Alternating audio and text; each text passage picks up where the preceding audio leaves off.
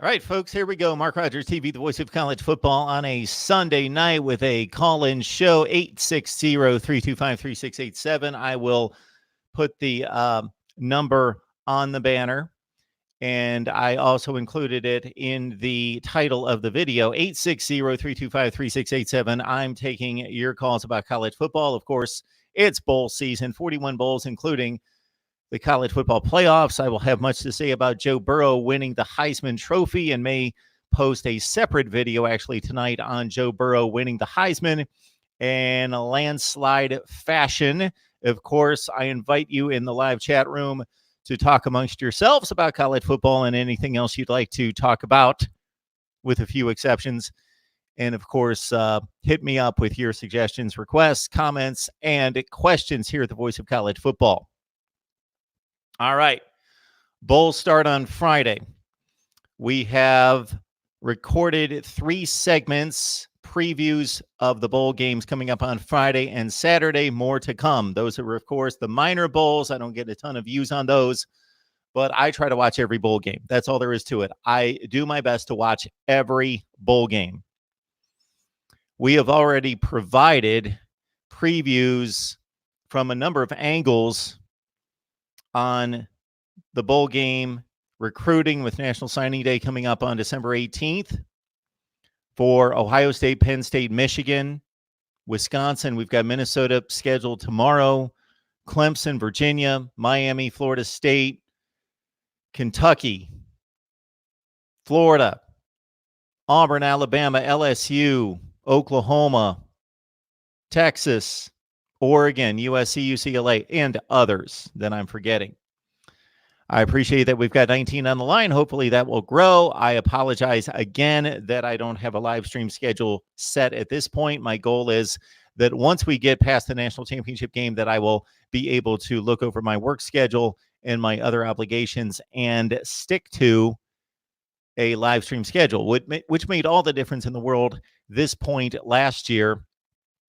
So the 2018 college football season, I posted a live stream schedule in August, and we stuck to it through the entire season, through the national championship game, and our numbers were very good and continue to grow. So that's all because of you. I haven't done anything different. I just sit here and talk college football. I haven't done anything different. It's all because of you that our numbers are exploding and we continue to grow. So thank you so much. All right, let's go to the live chat and see what's on your mind as we talk bowls, playoffs, Heisman, anything on your mind. Got Anakin on the live. Good to see you. That name sounds familiar. Ohio State fan. Oh, that's it. Captain Trips, good to see you, man. We've got Todd on the line as well. A lot of Ohio State fans in early. SEC Dog, sup with you. Good to see you. And a good morning, young man. Good morning. Man, it must be early morning. Good morning to you, Taylor. Todd, good to see you as well. It is very refreshing and very encouraging to see a number of you that show up each and every time. And you're not necessarily the old timers that were joining me last year and the year before and 5 years ago, but you're new to Mark Rogers TV, the voice of college football, but instantly supporting, encouraging, right there with me. I appreciate it. Todd is asking, what do you think about Kerry Coombs coming back to Ohio State? All right, let's table that for later this week. So, because I always like to make an informed opinion when I have that luxury, our Florida State live show is coming up Tuesday night at 7 o'clock Eastern time. So that's Florida State live at 7 o'clock on Tuesday. Miami and Ohio State have yet to be scheduled. So I apologize that during the latter portion of the season, we have had to be flexible and ask you to be flexible with our Miami and Ohio State live streams each week. I used to post those and go live each and every Wednesday night with those, but the work schedule has changed. Therefore, I'm obligated on Wednesday nights. And because of our cast and crew, they are not able to set a specific time throughout the week. So we kind of play around and float the schedule and do what we can when we can.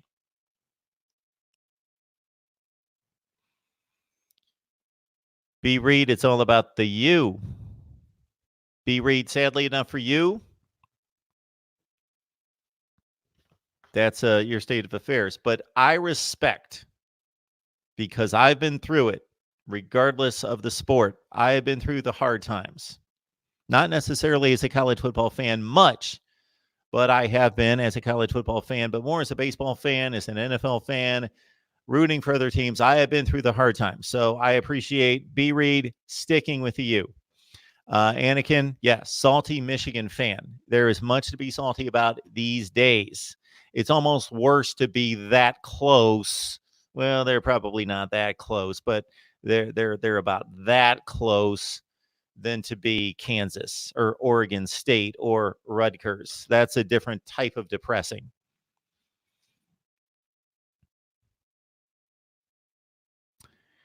Gator Hater, Knoll Nation.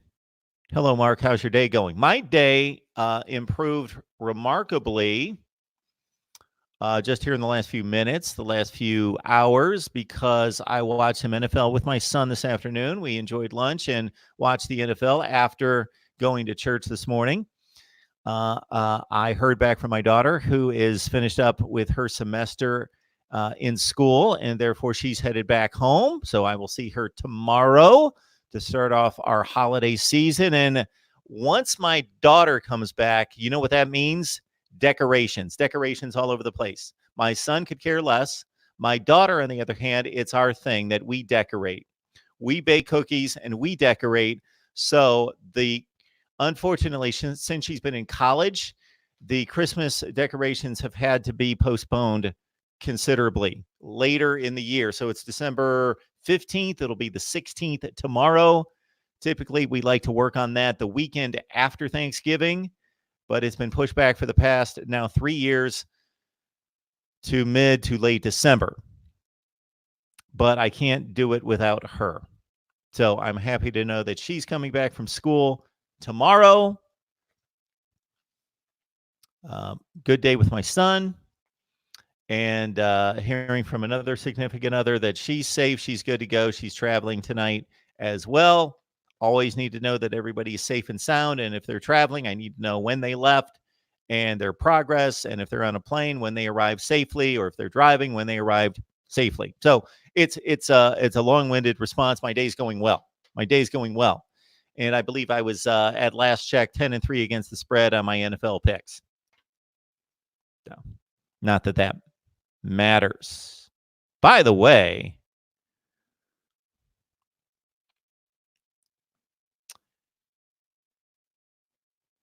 so one of the key components possibly to the Voice of College Football is going to be building our Patreon platform at the Voice of College Football community. And I'm going to take this call, of course, because that's why we're here. Although, boy, I've got a issue on my cord here.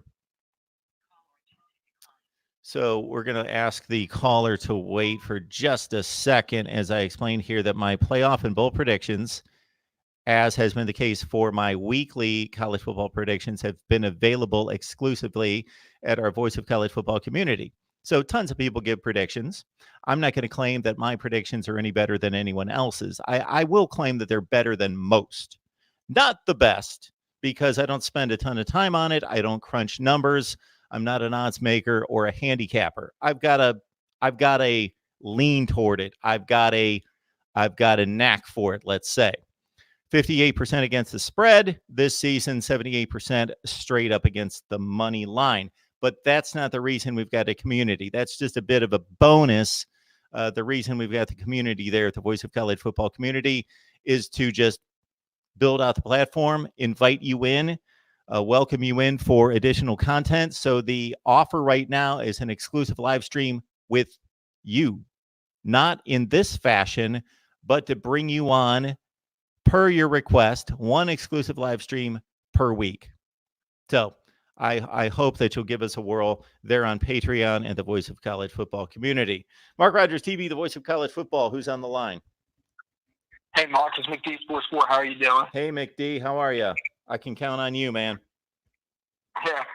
A bit upset right now, but besides that, pretty good. Man, we just had something go through here. I don't know what it was. It was like a 3-second hurricane or something. I've got deck chairs rattling and all sorts of stuff back here. Okay, go ahead, McD. Yeah, I mean, I don't know what your pick was for the Texans-Titans game. I'm a Tennessee Titans fan, and we took a tough out today. But at least we lost because of stuff that the Titans didn't do. I mean, that guy Justin Reed just made a hell of a play, and that was the difference. Putting the helmet on the ball when we were getting ready to score. So it happens. I mean, hopefully the Bills win tonight, and hopefully the Bucs beat the Texans. But I'm calling about college football, of course. And I want to talk about a few of these bowl games. Okay, let's hear it. So, I think the Orange Bowl, I think a lot of Florida fans, I know you put out a preview one there. I have to go watch that. Because I haven't got really a chance to watch anybody on YouTube. 2 previews. I think I can. We cover it, McD. 2 previews on the Orange Bowl, plus recruiting. I saw the Florida recruiting video as well. Yes, then we did an update to the Florida recruiting video. Yeah. Is that Tuesday or Wednesday early signing day? It's coming up on Wednesday. And if anybody out there, by the way, if anybody out there has any suggestions on a Virginia guest, anybody that writes Virginia Cavaliers football, please let me know. Go ahead, McD. Okay. Well, a lot of Florida fans think that they're going to run away with that one. I saw the spread 14.5. I always placed money on Virginia plus 14.5. I think Virginia is going to keep this game competitive. I think it's going to be 27-17 Florida. I think Florida still wins at the end.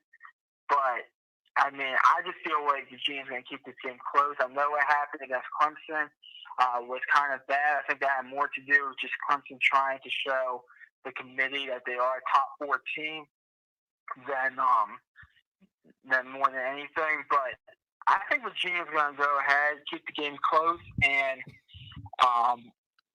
we'll see what happens. So that's the first bowl game I want to talk about. The second bowl game I want to talk about is this combo. I do not know who I'm going to pick for this game. I think it's a 50-50 game. I know Mike Norvell is going to be not coaching this one. So that probably tells me to lean towards Penn State, but there's something about this Memphis team that I think they could possibly pull off the upset. So, okay, I've got much to say about these things. Keep going. And then the Sugar Bowl, I don't know who I'm picking for that one either. For the Rose Bowl, I think Wisconsin wins. And by the way, let me give a shout out to Jonathan Taylor for actually playing in the bowl game. So I think Wisconsin will win that bowl game because of that. Because I have no faith in Justin Herbert. And I think Clemson, and I think that LSU win their playoff games. And I think at the end, LSU beats Clemson. I think I'm a bit concerned about the LSU defense, but I think that offense is just too much to handle. And but those are my playoff predictions. But I don't know who I'm picking for the Sugar Bowl. I thought Ohio State was in the playoff. Didn't they make the playoff? Yeah. Oh, you don't think Ohio State's going to win? Oh, they're not going to win. Okay. You don't have the Buckeyes winning. Okay. Maybe I won't either. I don't know. I picked Clemson to go to the national championship game this year before the season started. You picked Clemson? I picked Clemson to go. Last year, I picked Clemson to beat Ohio State in the national championship game. And, of course, Clemson won, but they beat Alabama. Ohio State should have been in the playoff. But anyway, then this year, I hate to give my national championship prediction. Everybody could go back and see it. It's all out there. You picked Georgia. I picked Georgia. I did pick Georgia. I picked Georgia too. Georgia, Clemson, Ohio State, Alabama was my playoff. I picked Ohio State and Nebraska in the Big Ten championship game. I picked Clemson and Virginia in the ACC. I picked Alabama, Georgia. I picked Oklahoma, Texas, as most did. And I picked Oregon over Utah in the Pac-12 championship game. Yeah, I remember having the conversation. Me and you had similar predictions. I picked Iowa State instead of Texas in the Big 12 championship game. Okay. I didn't see it coming from Baylor at all. Well, not to this extent. I believe in Matt Rule, but going from 1 win to 7, I didn't expect it to increase to 11 at all. Not at all. So that was surprising. I mean, I'll admit I was wrong on that, but I think especially the Sugar Bowl and the Cotton Bowl are very interesting at treating bowl games. I think could go either way. I think Michigan is going to get blown out in the Citrus Bowl, personally. Probably something like 45-10. I have no faith in Jim Harbaugh as far as I'm concerned. I think I'm surprised he's not. Well, I can't say that because I did sit there and say that he should not get fired because who are you going to replace him with? I would not fire Jim Harbaugh if I was Michigan. Not yet. But there comes a time in which the regular season performances against the weaker teams and his consistency to win 9 and 10 games has in my opinion, obviously, it's kept his job. And if I was running the show, it would keep his job. But next year might be the year where I would say, Jim, and I would have this conversation before the season, I would basically say, if you give us another 9 or 10 win season, it's got to include a win over Ohio State or a Big Ten championship, one or the other, which obviously typically goes hand in hand. But he's got to win at an elite level at some point. So I would keep him around for one more season. He would be on my hot seat in 2020. He should be in the hot seat. And I don't know if I told you this, but I think Jimbo Fisher should be on the hot seat as well. I mean, if they want to go 7-5, they should have just kept Kevin Sumlin, honestly, because he was good at going 8-5 every year, Kevin Sumlin. So that's No, McD. I understand your point. The schedule that they played was brutal, and they were so much better last season than they were the season before in going 9-4. Sure, they took a step back and they weren't extremely competitive in those games in losing 5, but everybody could see that coming. They've currently got the 4th or 5th rated recruiting class in the nation for 2020. Well, here's my response to that. Look at what Gus Malzahn did at Auburn this year with a very similar tough schedule. Yeah, and Gus Malzahn's had that job for how long? Since 2013. He's had that job for 7 years. Give Jimbo Fisher some time. 2 seasons. I believe in giving a coach 3 years and then making an evaluation. If he comes around with another 7-5 season, I really think he should, or at least 2021, throw him on the hot seat. I mean, if they want to go 7-5, they would have kept Kevin Sumlin. Trust me.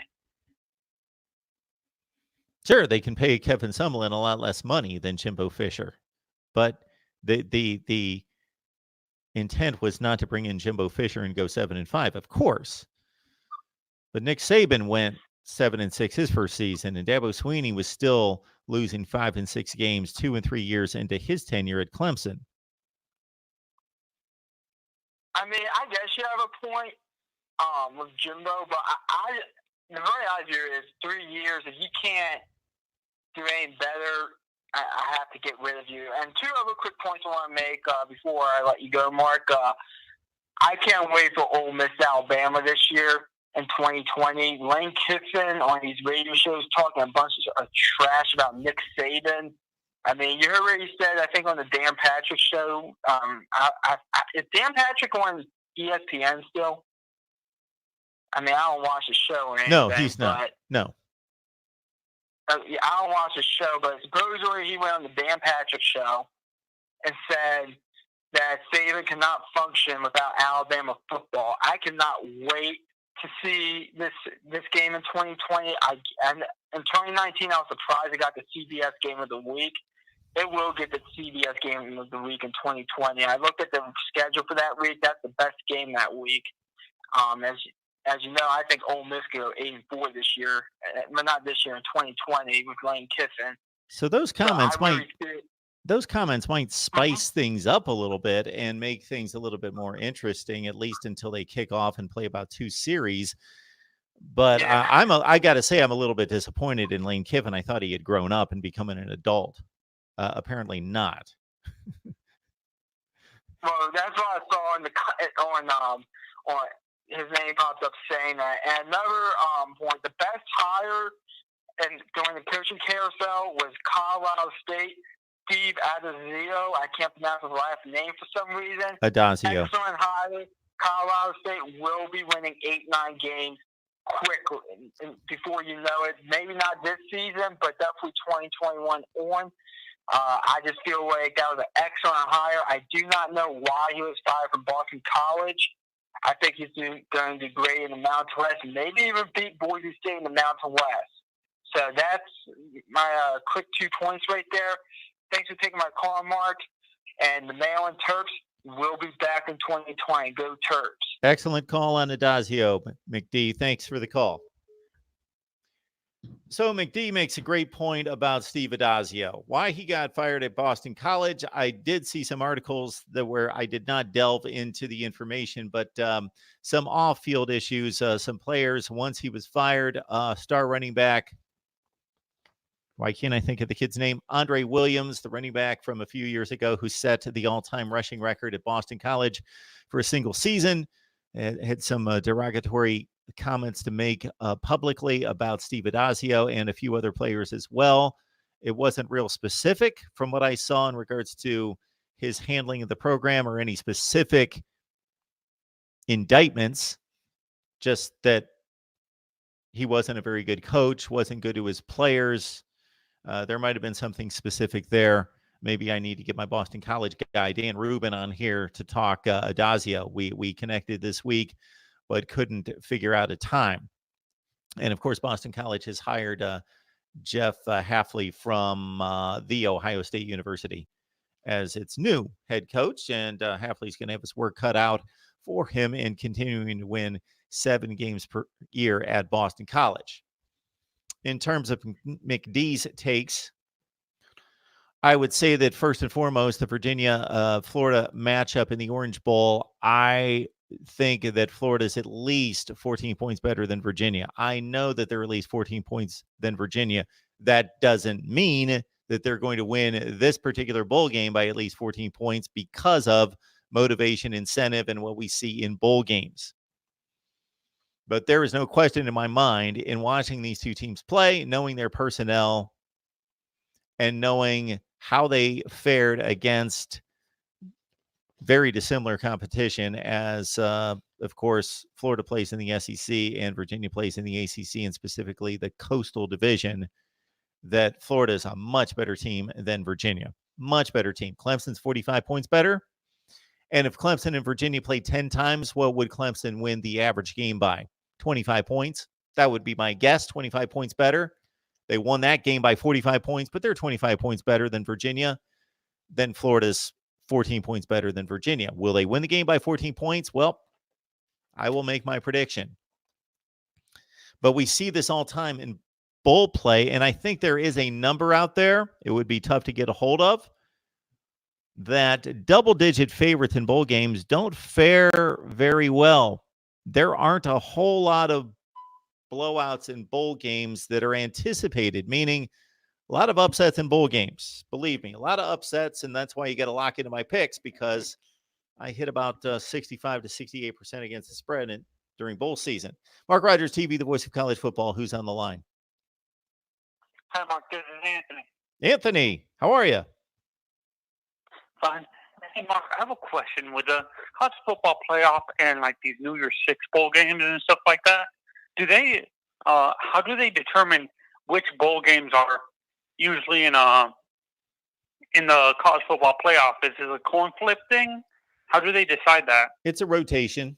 So they determined, let's see, starting in 2014, they determined which bowl games would be the New Year's Six, and then they put them in a rotation of being the college football playoff games, and then in the off years, they're just the bowl games themselves, and they just rotate it.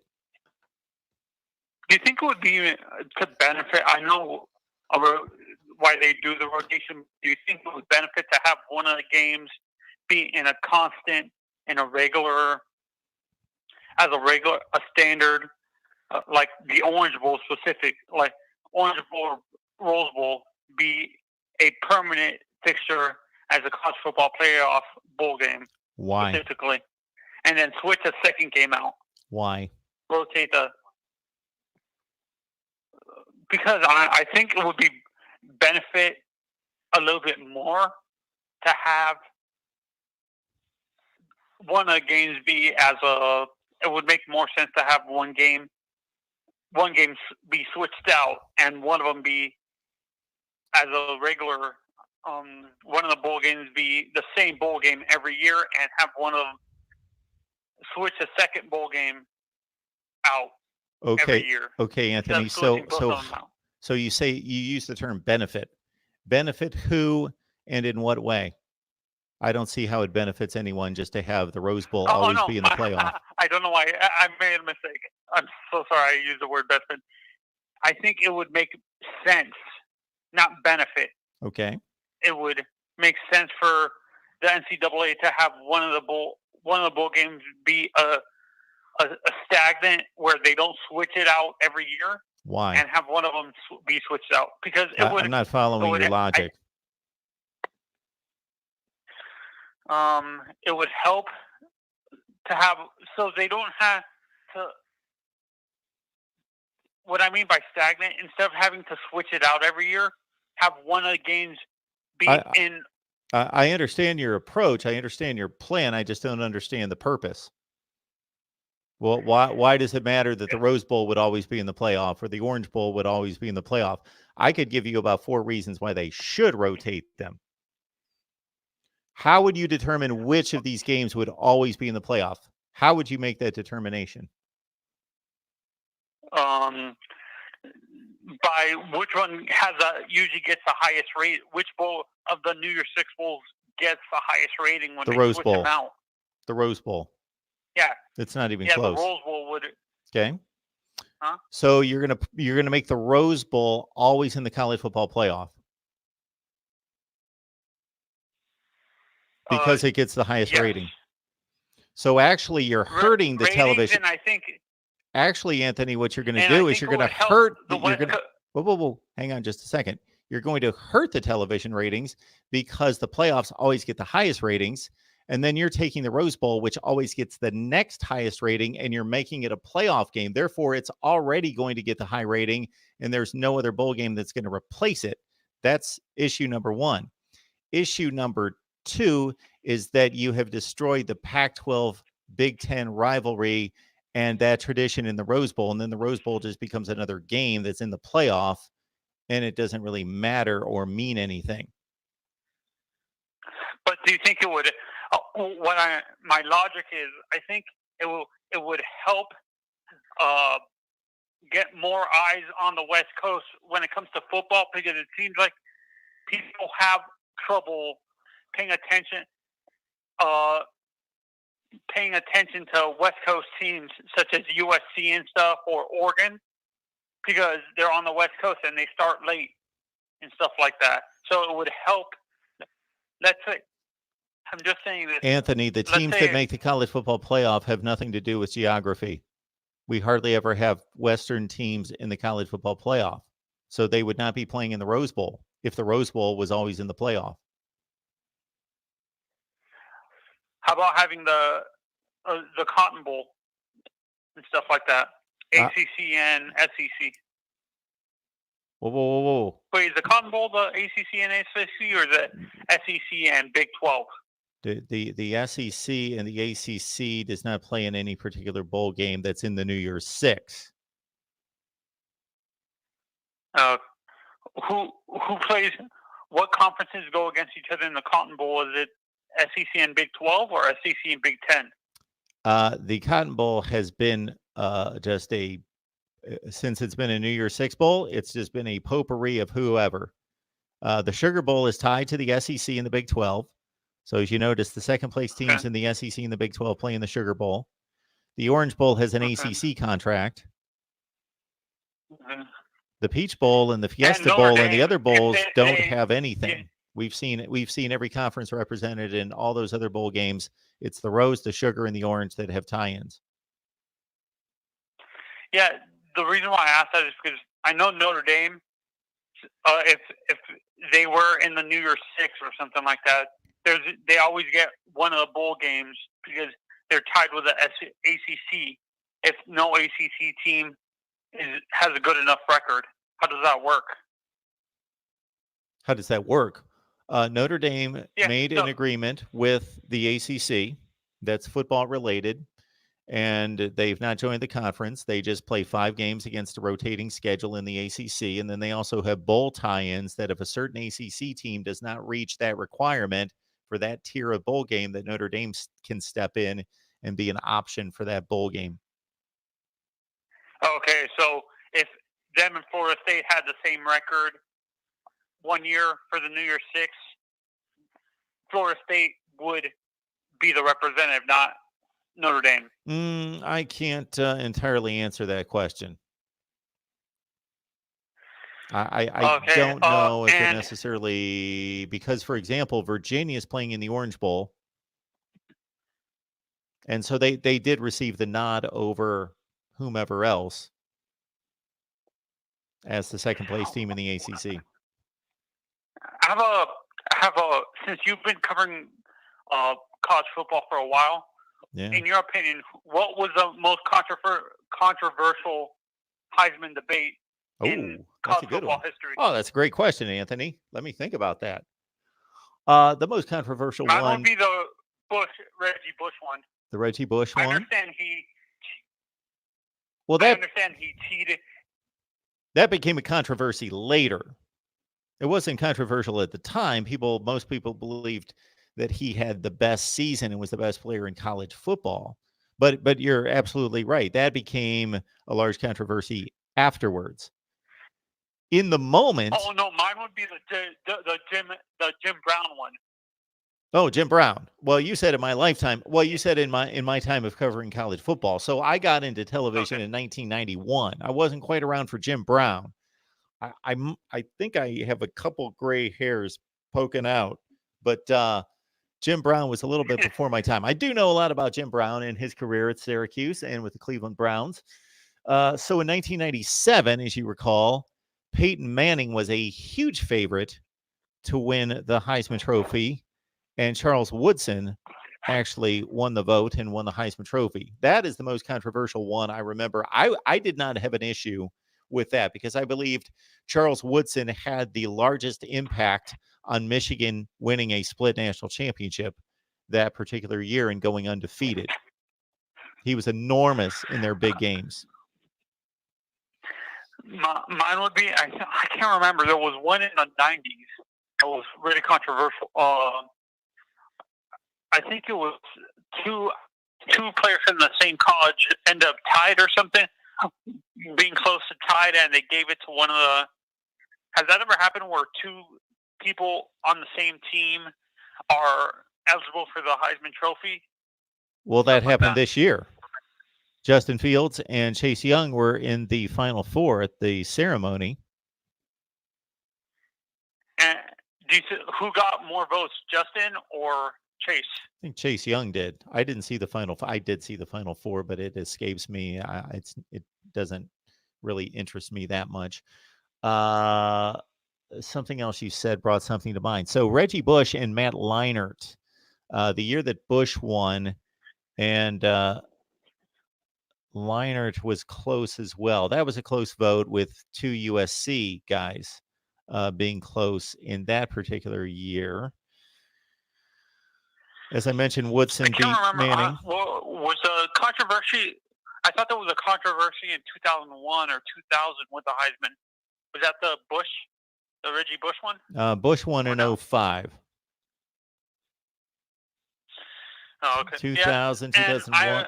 They should have, honestly, with the stuff they found out later on, yeah. I honestly thought he should have. I know he was the best player, but realistically, I don't think he should have won that because they found out he cheated, basically. Well, they've taken his Heisman Trophy away from him, but we all basically consider him still the Heisman Trophy winner in 2005. I'm not thinking of any kind of controversy in 2000 or 2001. That was Chris Weinke in 2000. That was Eric Crouch in 2001, Florida State, Nebraska. No, the reason why I said the Jim Brown one is because I hated what they did to him because absolutely. he didn't play for a name brand program like a Notre Dame or a Michigan. I think that's what happened with Tennessee, with Peyton Manning. Tennessee wasn't really a name brand program back then. Wait a minute there, Anthony. No. Tennessee was much more successful in 1997 than they are in 2019. Tennessee actually has the second highest winning percentage in SEC history, the second most SEC championships in history. Tennessee is a name program. They're a top 10 winner in all-time wins and winning percentage in the NCAA. So Peyton Manning did not lose the Heisman Trophy because he played at Tennessee. No, that's what they were saying. Because did you see the ESPN greatest Heisman debates on TV? I did not. A few nights ago. Did not see and that's one of the things they said. It's because Tennessee hadn't won national championships before then, that they didn't give them the benefit of the doubt. Yeah. Even though Peyton Manning was having a good season, they gave it to Charles Woodson because of Michigan being consistently in the national championship conversation. That's what it was. So I wonder what the explanation of Robert Griffin III, RG3, from Baylor of all places, winning a Heisman Trophy. Yeah, that's another one I don't understand. Who was he competing against that year? Well, Andrew Luck in particular comes to mind. Was there a running back in the top I'm sure there three that year? was. I don't remember the vote totals off the top of my head, but I know that. Who? Did you agree with Mark Ingram winning it over Toby Gerhart from Stanford? Yeah, I was okay. That was an extremely close vote. The couple that come to mind recently is I was not a Lamar Jackson guy. I know he's having a great rookie or second season in the NFL. Not a Lamar Jackson guy in terms of what he did in college. And I know that I posted several videos outlining why Lamar Jackson should not have won the Heisman Trophy. That should have gone in 2016 to Deshaun Watson. Deshaun Watson should have won the Heisman Trophy in 2016 instead of Lamar Jackson. I think Christian McCaffrey should have won the. Absolutely, Anthony. You are right ahead of me. You're producing my show before I can get to it. That is the next one. I produced all sorts of videos, and I went on a rant about how Christian McCaffrey was a better player than Derrick Henry in 2015 and should have won the Heisman Trophy. Absolutely. You could have. That's what I mean by West Coast biased. Honestly, I think with the Heisman Trophy specifically, just because they don't see a ton of games on the West Coast, that's why not a lot of Heisman voters, voted for Christian McCaffrey. Don't you agree? There's an SEC bias too. That's why they gave the benefit of the doubt to Alabama and Derrick Henry, because they were constantly in a national championship conversation, and Stanford wasn't really. Well, I'm not going to make those comments just because I would have to see a vote breakdown and so forth and so on. We would really have to get into it. You're right. People generally, including the voters, don't watch as many games on the West Coast as they do. You know who should get a Heisman vote. I hate to say it, but I'm waving my hand right now. Anthony. Anthony, Honestly, I think give me a Heisman vote. I watch all the games, and I watch the West Coast games, and I stay up till 2:45 in the morning watching Washington State play UCLA. I watch all the games. I can tell them who should win the Heisman Trophy. I should have a vote, and I'm sure a lot of people in the live stream here are more knowledgeable than the people that actually get Heisman votes. And with the Heisman Trophy, do you think it would benefit the NCAA to have a committee of either former players or maybe being that's an award for quarterback, have fans vote for the award, have the fans voting for the award, fans? Or that would screw it up even more? That would screw it up even more. Fans voting, for example, for the Major League Baseball All-Star Game produces things like Reggie Jackson with a 197 batting average starting in the All-Star Game. So that becomes a popularity contest. The some of the voters, some of the panel for the Heisman Trophy, it's beyond my comprehension why some of these people get votes. There are two New York City radio guys that I listened to for a long time. They're tremendous. Michael K. It's not Michael K. It's Mike and the Mad Dog when they were together. Mike Francesa and Chris Russo. Well, you said Mike. So New York. I assumed you were talking about the guy who worked for the Yankees, Michael K. Absolutely. So it's Mike Francesa, who's I believe he's retired. Chris Russo, who now does some other things, but they used to have a show together, and I loved the show. And except I found out that these two guys had Heisman votes, and I thought, I can't think of two less qualified guys that are talking baseball in the NFL all year, only can name about 4 college football players, and these guys have Heisman votes. It's a bit ridiculous, I think what they the should qualifications do is for the Heisman votes. For the Heisman. Well, they should give you a have test, too. Vote for it, they should give you a test. They should put a test out there and say, who knows college football? Here's a test. Test people. Test their knowledge. Yeah, that's what I'm saying. Have like, you know how the NFL has a veterans committee for the Hall of Fame, yes. Where if there's players that have been on the Hall of Fame ballot for a while, the veterans committee votes on them before they pass away or something. That's what they should do for the Heisman. Have a veterans committee of former players who either work at ESPN or work on these sports networks that watch these games all the time. Vote for that. Instead of like former, I think that's another thing, a problem with this Heisman. I think some of these voters are former commissioners of these leagues, and they're biased towards the person who played in their conference. Well, I think most of them are sports writers. I can't say that for sure, but typically most of these Heisman voters have been sports writers. They're sports writers. Oh, I thought they were these guys were like former commissioners of these, like the voters for these awards, like the Walter Camp, Doak Walker, and stuff. I thought these were awards voted on by the peers of these football players, not sports writers. You might be right with these other awards, but with a Heisman Trophy, I could go through now. The former Heisman Trophy award winners, they have votes, but that only comprises about 50 votes. Most of the rest of them are sports writers. Now, the issue I have with that, and I used to hang out with sports writers all the time because I was on television, and we would go to the same news conferences and cover the same games. And the issue I had is that if you take your typical beat writer for a specific college football team, so take your guy that covers Kansas State, Alabama, whoever, it doesn't matter. You know what this guy does on a Saturday? Well, he's got the typical Alabama sports writer. We'll use your example.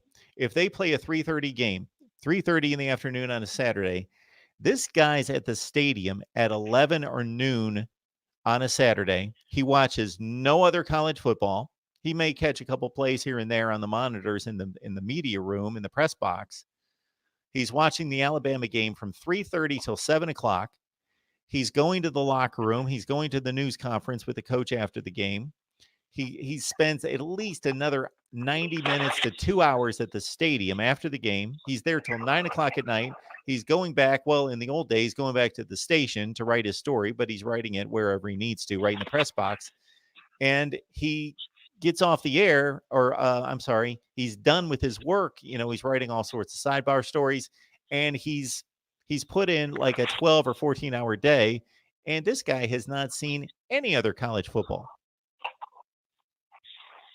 Of course, he's going to be biased towards Alabama players in that. You would think so. He sees them all the time. Unless he's so sick of them, that might be the other impact. But most likely, yes. Was Joe Burrow a unanimous Heisman Trophy winner? No, he was not unanimous. He did not receive every first place vote. Who has there been recorded in college football history where has been a unanimous vote for the Heisman Trophy that one player got all the first place votes? No. There are like 800 votes. And that it's not like the MVP for baseball or something like that, or the MVP for the NFL, where they can have a unanimous vote for one player or something like that. Yeah, that's never going to happen. All right, Anthony, I appreciate the phone call, sir. Thank you. Okay, bye. You have a great night. Bye-bye.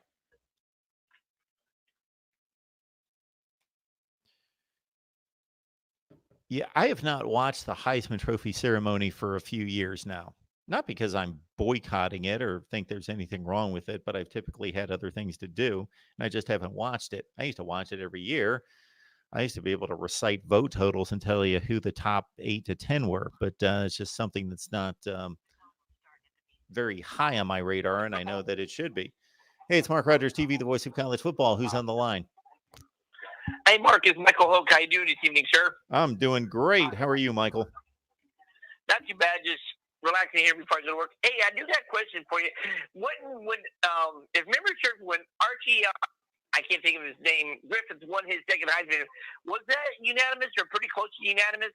Who? Archie Griffith from Ohio State. Oh, Archie Griffith. No, it was not unanimous. He just won 2 straight. I didn't know if the second one was close or not. That's why I was asking.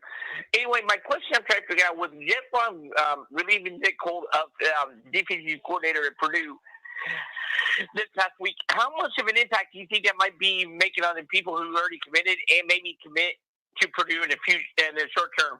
Oh, I would think it would have a huge impact. And where did he go? I missed that.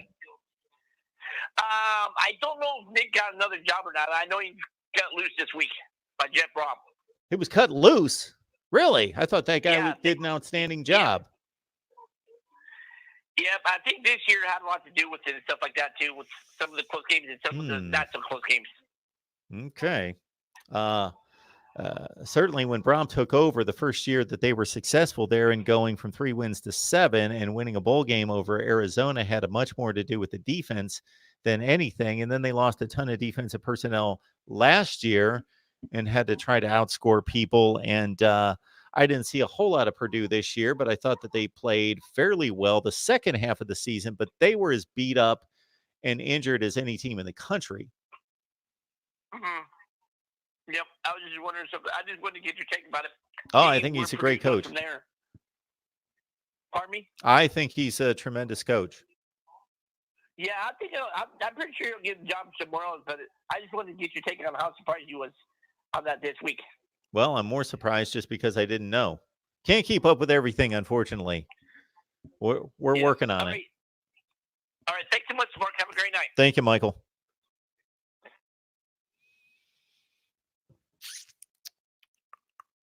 Lost my train of thought. I was going to dive into something off of that Heisman conversation.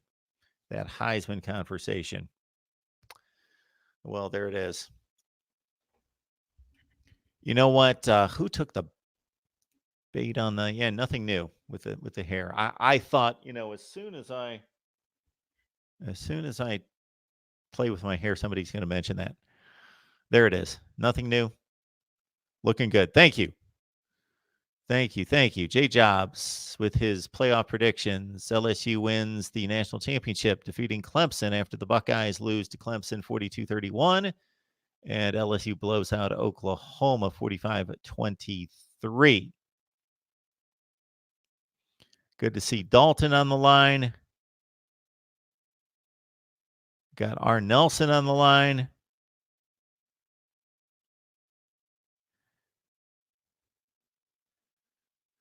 Tabardine, Mark, Clemson is going to win and beat LSU. Would not surprise me. I think there are 3 teams capable of winning the national championship, and those are the 3. I cannot see Oklahoma beating 2 of those other 3 teams. I just cannot see it. Oklahoma fans, I'm sure you love me, but I just cannot see it. I cannot see you beating LSU. But if they beat LSU, it would not shock me, meaning Oklahoma wins that game 25% of the time.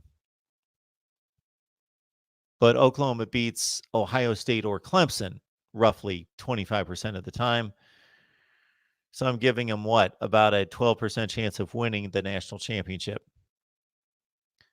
Everybody's sleeping on Ohio State. Well, Todd, I can't imagine that everybody is, but I can imagine and understand why Clemson's a 2-point favorite. I get it.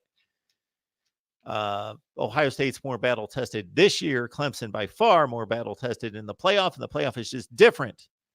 And you've got a first-time coach in dealing with the playoff situation, and most of these players have not dealt with a playoff other than the holdovers from 2016, and their experience was not good. Clemson will have that reservoir of experience to draw from, having been through it last year, although they did not play a difficult game, a close game. Of course, the first quarter against Bama, close. They blew them out in the second quarter, and they cruised on from there.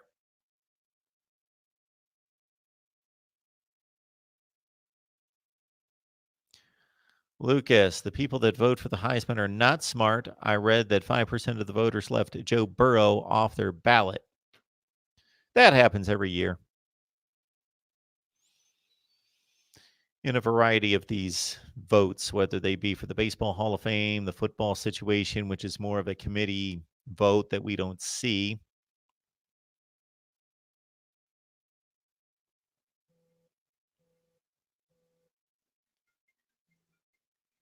Got a call coming in. Like to remind everyone that my predictions for the bowl games and the playoffs can be accessed at the Voice of College Football community. The link is in the description section of all the videos. MarkRogersTV, the Voice of College Football. Who's on the line? Hey, Mark. This is NBA fan. Hey, how you doing? Good. How are you? I'm doing great. How are you? Okay. So the first question that I had, it was about, I know how, you try to do your analysis on all teams around the country, especially the relevant ones. So how would you compare Ohio State and Clemson's D lines without Chase Young? I mean, because I saw a stat that Chase Young himself has as many sacks as the entire Clemson D line. So how do you think that those two teams D lines compare? Well, they're certainly comparable. You're talking about 2 of the better defensive lines in the country. You're talking about 2 defenses that tied for the best yards per play statistic in the nation. And that's about the most relevant stats defensively that you can find. 3.7 yards per play. They tied for the best. And I think that starts with the defensive front. Ohio State's extremely deep up there. Chase Young is by far the most explosive player, the most technically ready for the NFL.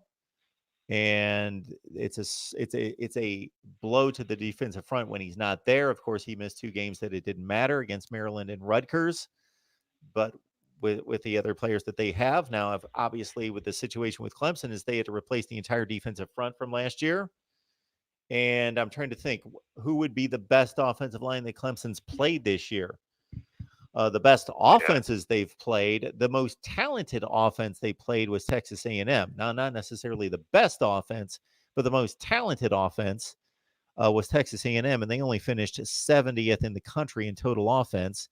Wake Forest probably had the best offense, maybe North Carolina. Those were, along with Louisville, the most explosive offenses, but not ultra gifted offensive lines by any stretch. So Clemson has yet to face a really good offensive front, and Ohio State's going to be the best one that they've played by far. Where you would say Ohio State's offensive line has played a Michigan front, a Wisconsin front in particular, a Penn State that aren't Clemson caliber, but they're closer than anything Clemson has played. Yeah. So the next question is, so we understand that DB coach / D coordinator Jeff Hafley left.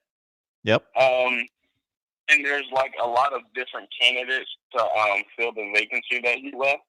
So let's say, for instance, that I think that they chose Chris Ash, or Texas chose Chris Ash to be their D coordinator. Yep. So let's say, for instance, LSU chose like Marcus Freeman, right, from Cincinnati, Ohio ties, yep. everything, right?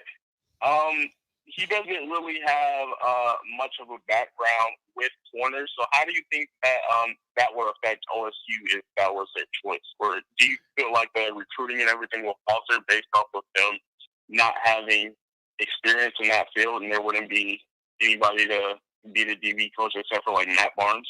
Or do you think they'd hire somebody? So first of all, are you hearing Marcus Freeman being discussed as a replacement? So what I heard was just like on like Buckeye IG pages, they're throwing around Corey Combs, they threw around Chris Ash and him because those were the most obvious choices. But at the end of the day, like you don't really need Ohio ties to become like a D coordinator. Like look at like Jeff Hafley, he had no ties, but so anybody can come from anywhere and do a good job. But he was kind of an enough thrown around. Well, I think the presence of Greg Madison helps in regards to them going in a certain direction with a coach that would have extremely strong certain components to his game. So anytime you're looking for either a coordinator or position coach, obviously recruiting is huge. And I would think Marcus Freeman, I don't know this specifically, but I would think that he connects with young people. Obviously, he's only been out of the game for a handful of years, that he would be a strong recruiter. He's probably a great motivator, and the experience factor comes into play. But then you've got Greg Madison there, and Ohio State has done very well. You know, the Schiano Grinch combination didn't work out well, but has done well in taking very experienced guys and putting them together with guys that are more recruiter and young and up and coming coaches, and pairing them together, and then they've got strength on strength. Okay.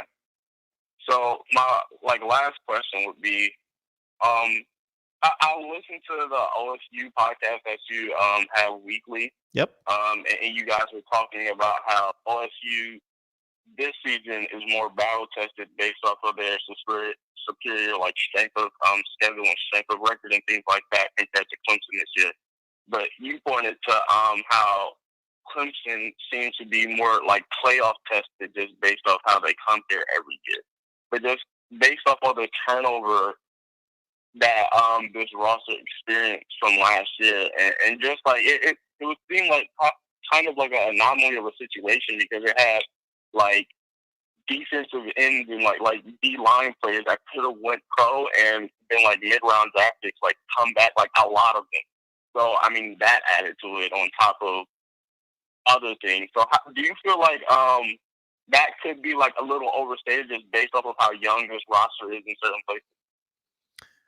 Well, the one difference we have with the playoffs that we didn't have with the BCS championship game or the bowl system before that in determining a national champion is that the playoff structure is so much different than just going to a bowl game. Just in regards to obviously having to gear up for 2 games and just the hype and the attention given to the game itself.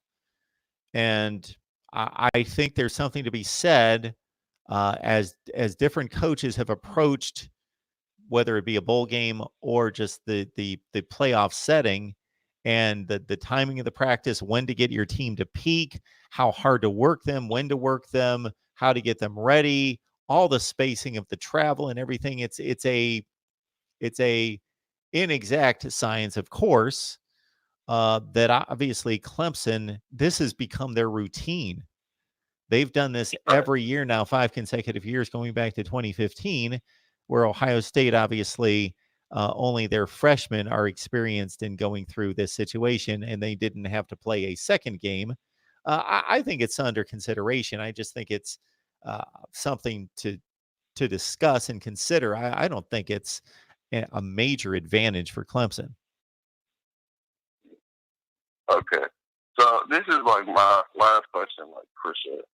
So, like, it seems like OSU, they're like where like the places and reasons that they recruit have seemed to like differ based off play style offensively. Like, for instance, with Urban Meyer, I mean, right, like with Urban Meyer, he seemed to recruit more just raw speed type guys that didn't really like play in sophisticated offenses, because I mean, in Florida you don't really associate that with the high school play style.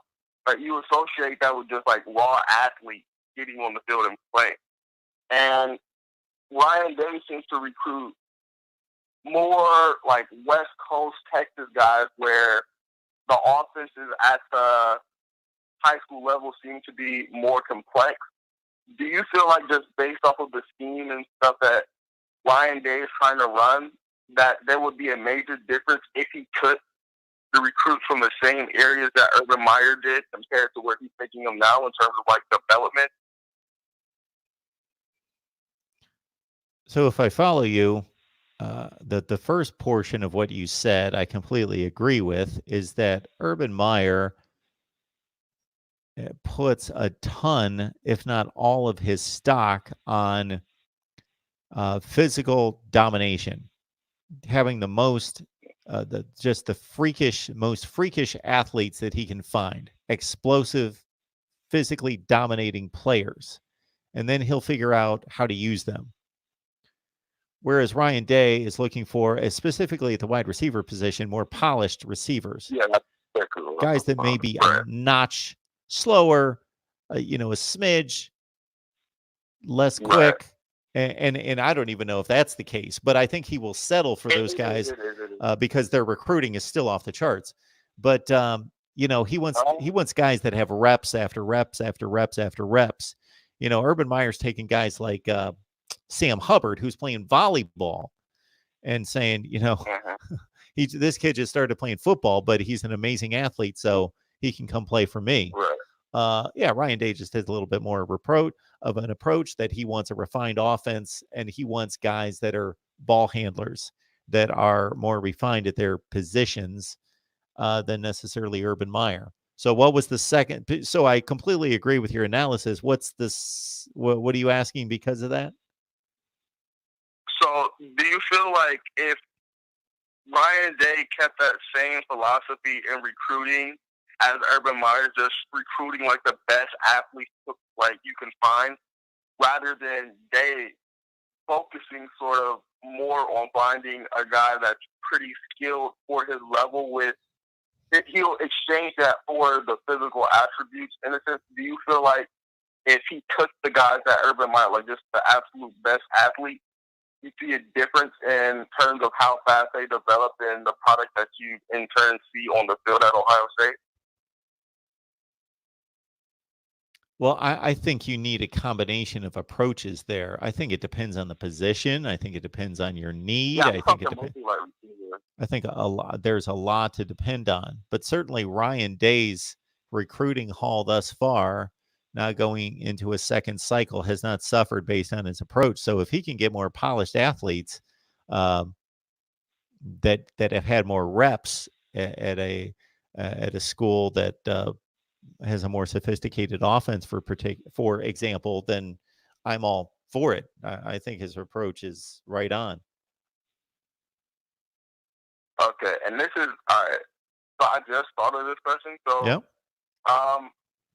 Urban, like, you understand how, like, now we refer to, like, the 2017 and the 2018 classes as, like, some of the best in OSU's history. Mm-hmm. And that is kind of vaulting them to, like, championship contention right now. When looking at those classes, the average rating per recruit is, like, significantly higher than what Ryan Day is producing, like, right now. Like, it's like, I don't know, it's like, basically it's like 94.52 compared to like 91.87, which equates to, you know, a significant talent differential. So if Ryan Day recruits at the same level, I mean, I know what the class is rated, like, in terms of, like, national ranking, but in terms of players per recruit, like, it's not up there with, like, Clemson and Georgia and Alabama at the moment. And do you feel like if he continues to recruit at that type level in terms of average ranking per recruit, we won't see OSU being able to actually compete and actually having talent athletic games with, like, the elite teams of the nation, like Clemson and Alabama? Well, based on what I remember of his first recruiting class last year, is that even though it was ranked, what was it, 12th or 13th in the country, that had to do with the number of recruits. Yeah. Yeah, that they had the third, I believe it was the third highest average. Yeah, right. Behind Alabama. So, again, player development has a lot to do with this. The best players produce the best teams. We see that all over the place, and it's obvious from the recruiting rankings. But at the same time, we have on one end, we've got our Wisconsin, Michigan State, Kansas State, Stanford examples of recruiting much further down the line and still churning out top 10 teams. And then we've got our Florida States and Texas examples of not being able to develop players and losing 5 and 6 games a year with top 10 and 15 classes. So I don't know exactly what you're asking, but I see nothing wrong with what Ryan Day is doing from a recruiting standpoint in Ohio State. He doesn't have to recruit the very best class to win national championships. Dabo Sweeney's doing that with classes that were ranked anywhere between 8 and 12 in the country. All right, well, thank you for your time, Mark. I appreciate the call, man.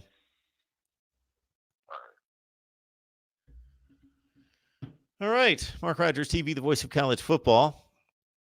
And check out the videos we've released here recently with National Signing Day coming up on a Wednesday. We've looked at Florida, Penn State,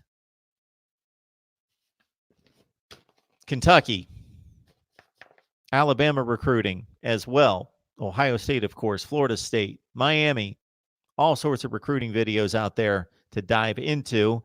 And on Wednesday, this is the deal. It's National Signing Day on Wednesday. If anybody has any recommendations for specifically specialized padded seats, I will take your recommendations because I'm going to be sitting here. Going to have my rear end planted in the seat all day Wednesday, churning out National Signing Day reports. Mark Rogers TV, the voice of college football. Who's on the line? Anthony from Mansfield, Ohio. Anthony, how are you? I'm doing pretty good. How are you doing today? I'm doing just fine. I appreciate the call. What's going on? First of all, I'm a big, huge fan. I just learned how to do this YouTube stuff. So I like to say that I got a whole bunch of things to say. One, I think that the LSU defense is not going to be able to slow down Oklahoma as much as the Oklahoma defense is going to be able to slow down LSU. Okay. Interesting take. Okay. And also that one of the other shows, they talked about conference games, about 8 and 9. Mm-hmm. One conference playing 8, other conference playing 9. If the Big Ten played 8 conference games mm-hmm. and Wisconsin didn't play Ohio State, Penn State didn't play Minnesota, and Iowa didn't play Michigan, think of how that would change Ohio State's strength of schedule. All those teams would have one less loss. and they would be ranked much higher than they were when they played Ohio State. Like Penn State would have been number 4. Yep. And I looked at it because they all could. That could happen because of who they played versus who they didn't play within the conference. So the strength of schedule. Go ahead, sir. Yep.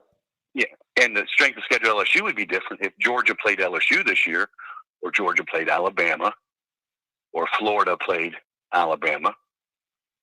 Their strengths of schedules would also drop because it would have added another loss to one of those teams.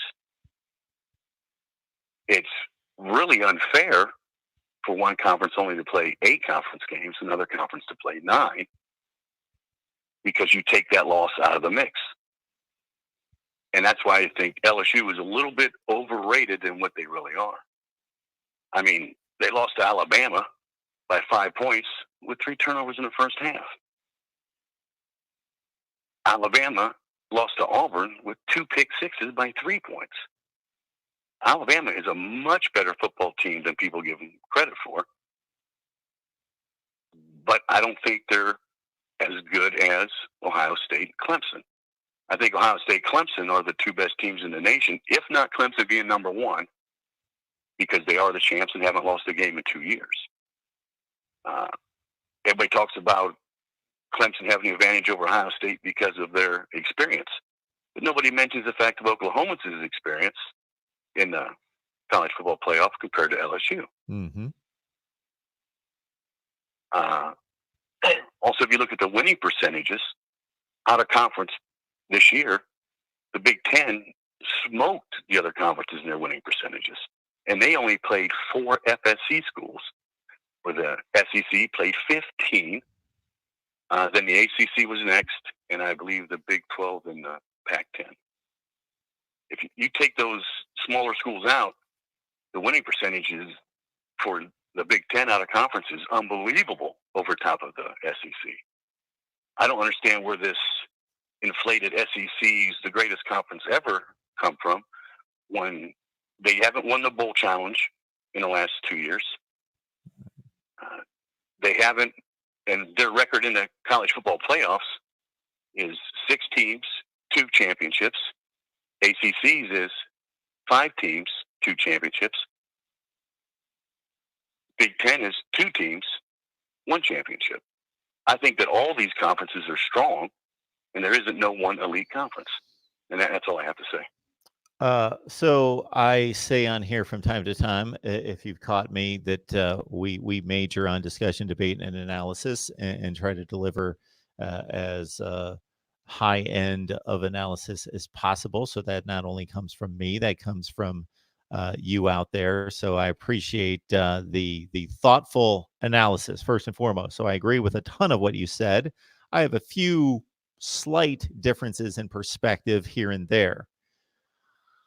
So when you start to carve up strength of schedule, that becomes a tricky equation, because as you peel away games, let's say from the Big Ten, as you did, you took one of the more difficult games from those 3 schedules in which there was a loss involved. Wisconsin losing at Ohio State, Penn State losing to Minnesota.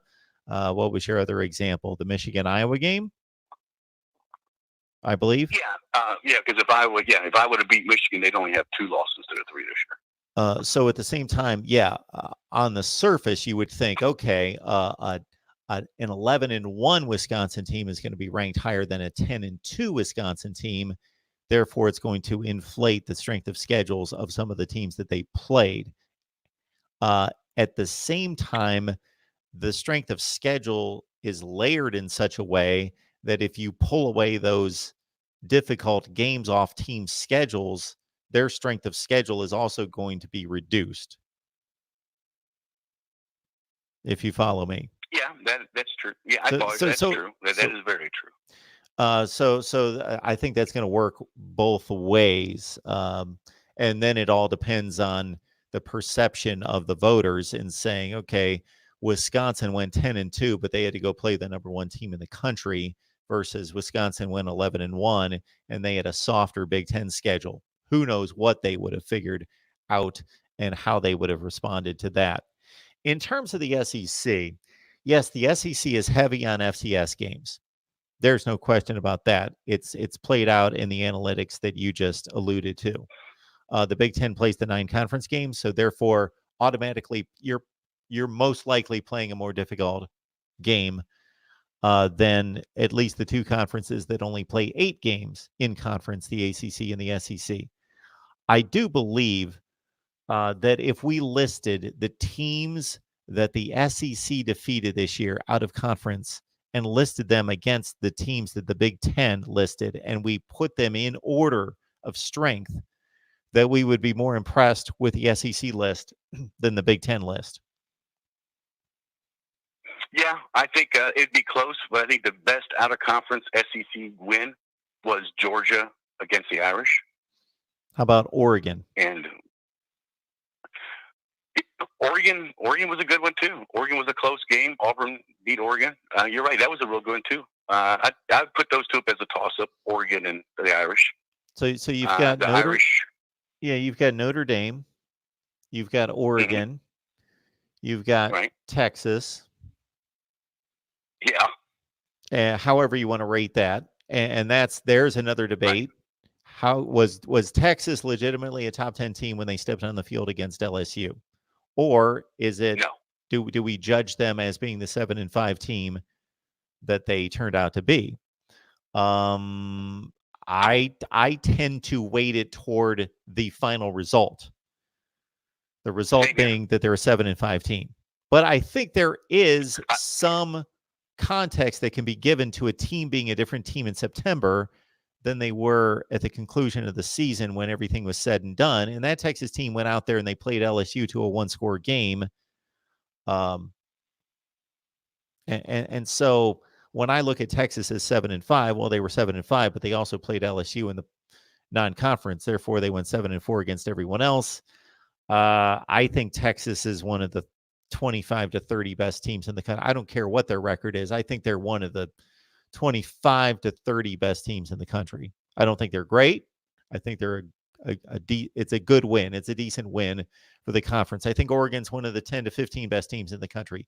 Notre Dame's one of the 10 to 15 best teams in the country. And so if you look at the Big Ten's best wins, yes, you've got a Notre Dame win there in dominant fashion by Michigan. So that's a top 10 to 15 win. Iowa State's in that Texas category. They're a 25 to 35 range team in the country. Ohio State beat Cincinnati.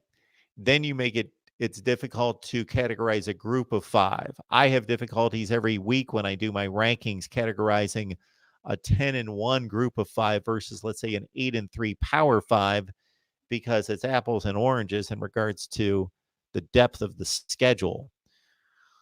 So how good was that win that Ohio State had over Cincinnati? I don't think that Cincinnati was ever the 16th or 17th best team in the country. I think they're more like the 30th best team in the country. Maybe. Something in that range. What other wins? Penn State beat a pretty good Pitt team. Again, you're talking about the top 40. Right. Trying to think if there's any other wins there for the Big Ten. I think that's about the end of the line right there for the Big Ten. And pretty much the end of the line for the SEC as well. Kentucky beat Louisville. Louisville was 7-5. They were okay. And Missouri beat Georgia Tech beat Georgia Tech 3-9. They're awful. Tennessee beat nobody. Florida beat Miami, a 6-6 Miami team. Ole Miss lost to Cal at the gun. FCS school. Yeah, they did. Absolutely, they did. Mm-hmm. Missouri beat West Virginia. That was no great feat. A 5-win West Virginia team. They lost to Wyoming. And Appalachian State beat South Carolina. And everybody beats Arkansas. Everybody beats Rutgers. Indiana played nobody. Maryland had a nice win against Syracuse at the time. We thought Maryland beat, and that turned out to be nothing. Northwestern was awful. They couldn't beat anybody. Yeah. Yep. No, my point was that there hasn't been a super conference since I've been watching, since the college football playoff. I mean, everybody built up the SEC as the super conference when it really was the super program, Alabama. You know, that's really what built up the SEC was Alabama. Their bowl, they haven't dominated bowls in 3 years. You know, and you got things like the team from the North. You can't tell I'm a Buckeye fan. The team from the North got crushed by Florida after getting crushed by Ohio State. They're going to get beat bad by Nick Saban. I hate to admit it. I have no faith in Harbaugh. Ohio State's the best thing Ohio State could do is play in a conference championship game. After they play the game, okay, they're going to have that little bit of a letdown. They couldn't afford that letdown against Clemson. They had that letdown against Wisconsin. They played flat. I watched the whole game. They were just flat in the first half. They came out in the second half, took care of business like the Ohio State Buckeyes are this year. I think that we have a really good. I say if we play Clemson 10 times, we're 6-4, maybe 7-3. I really think that LSU is going to get handled by Oklahoma's defense. I mean, you ain't going to stop LSU. You just got to big play outscore them, and that's what Oklahoma does. We've got a question on the screen right now from Tabardine. It says, "Who all thinks Oklahoma is going to win?" So they're obviously substantial.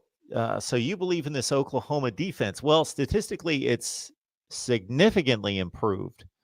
All the traditional stats and the advanced metrics have it in the range of 95 to 110 last year and more like 25 to 35 this year. Right. So it's substantially better. The one thing I will say is, I don't know if you were watching me at this time last year, but during the off season, what I do once the season's over is I take all the results between the Power 5 conferences and I seed the teams, and then I give weight to each game based on the seedings. If you follow me there, that just saying Ohio State beat Oregon State, like last year, Ohio State beat Oregon State in the non-conference schedule. Well, it's the best team in the Big Ten taking on the 12th best or the worst team in the Pac-12. So how much relevance do we give to that? Well, I give it a measurement based on the seedings. And then I put it all together and try to, I do rate and rank the conferences based on the results on the field. So once we get through all these bowl games, it's going to be fascinating to see how well those particular two conferences do, meaning the SEC and the Big Ten. I think the SEC and Big Ten are slightly better than the other conferences.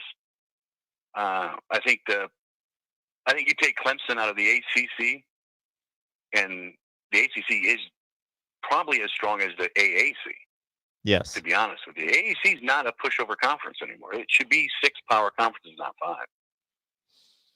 5. The issue I would have there is I just don't see the elite programs in that conference. Well, that's true. Nobody's seen elite programs 2 years ago when Memphis put it on, Florida State? Houston. And I'm sorry, it was Houston, wasn't it? Yeah. Houston won. They've had a lot of impressive bowl victories. Oh, yeah, they have. UCF years. beat Baylor. They, of course, took LSU to a one-score game, and they beat Auburn. Boise State beat, I'm going to I'm talking group of 5 now. But anyway, the group of 5 has done well against the Power 5 since the playoffs started, but specifically the American, yes, with Houston beating Dalvin Cook and company in 2015. Yeah, they've done well. Even Western Michigan. Again, I'm going to the group of 5. I'm sorry. Go ahead. No, it's okay. It's college football is becoming much more even playing field with the group of 5 versus the Power 5. I believe in a playoff. I think that's the best way, but I'm afraid that the AP poll holds too much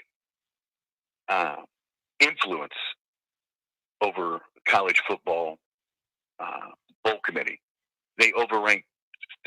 I did a stat on it. They are so off the mark on so many different things when the season opens and as the season goes on. You know, they have their favorite teams that they put up there. The team from the north, always overranked. Georgia is always way up there.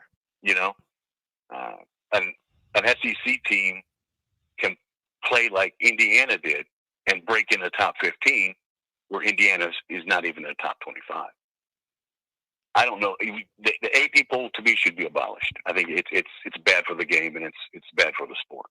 So again, you bring up some good points, and that's another video topic that. So I've got a list of I don't know how many, 47 different topics that I'd like to dive into during the off season, and one is looking at the last, whether I look at 10 years, 15 years, 20 years, and compare the preseason AP poll versus, and I'm going to be careful with this because of what you just stated, the bias that's out there, whether it be the AP poll or just looking at the records of the teams and how they turned out and seeing what programs have consistently been overrated and which ones have been underrated consistently. And I think the team up north is one in particular that will be overrated consistently.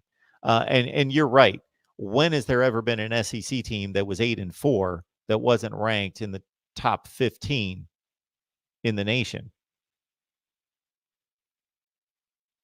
Right. I mean, I did it this year, and the largest error the AP poll had was like 20 positions from where the team they rated them to where the team ended up. I mean, 20 positions. I can see him being off by 5, you know, or 10. And this was right before the bowl selection committee started. You know, not even their preseason. This is the week before the bowl selection committee came out with their selections. The AP poll is awful. I mean, one year they ganked USC out of the national championship. LSU beat Oklahoma for the championship, and USC sat out, which was definitely the best team in the nation. I mean, that's what started their little dynasty run they had. Yeah. You know, and they quit going to the BCS because USC wasn't given the shot after they didn't put them in it themselves. You know, yeah. So I don't like the AP poll. I'm gonna let you go because I'm taking way too much of your time up, and I'm a big fan, and I'm gonna keep watching. I appreciate great call and good to hear from you. All right, thank you. Mark Rogers TV, the voice of college football. So that he was alluding to 2003, of course, when USC went to the Rose Bowl and split a national championship with LSU as the AP voted USC number 1. I believe the score against Michigan was 21-14. And LSU, of course, beat no. LSU beat Oklahoma 21-14 in New Orleans in the BCS championship game.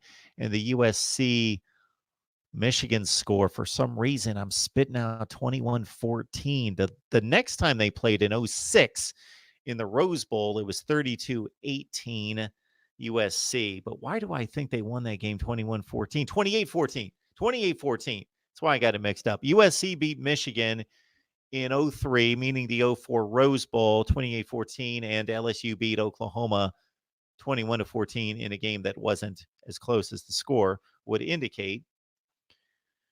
So that was just the situation in which the Big Ten and the Pac-12 were still committed to playing the championship game or playing each other, their champions playing in the Rose Bowl. All right. And we'll let you guys know that if you're not subscribed, I would appreciate it. But first, watch the videos. If you love college football and love what we do here at Mark Rogers TV, the voice of college football, even if you don't agree with me, I do my best to bring on the best bloggers, broadcasters, and writers in the nation, get analysis from them. I deliver my analysis. And once the season ends, we don't stop. I am going to be ranking everything you can imagine. Players, coaches, conferences, teams, everything. And then getting us all set for 2020 with recruiting and National Signing Day and on and on and on and on and on.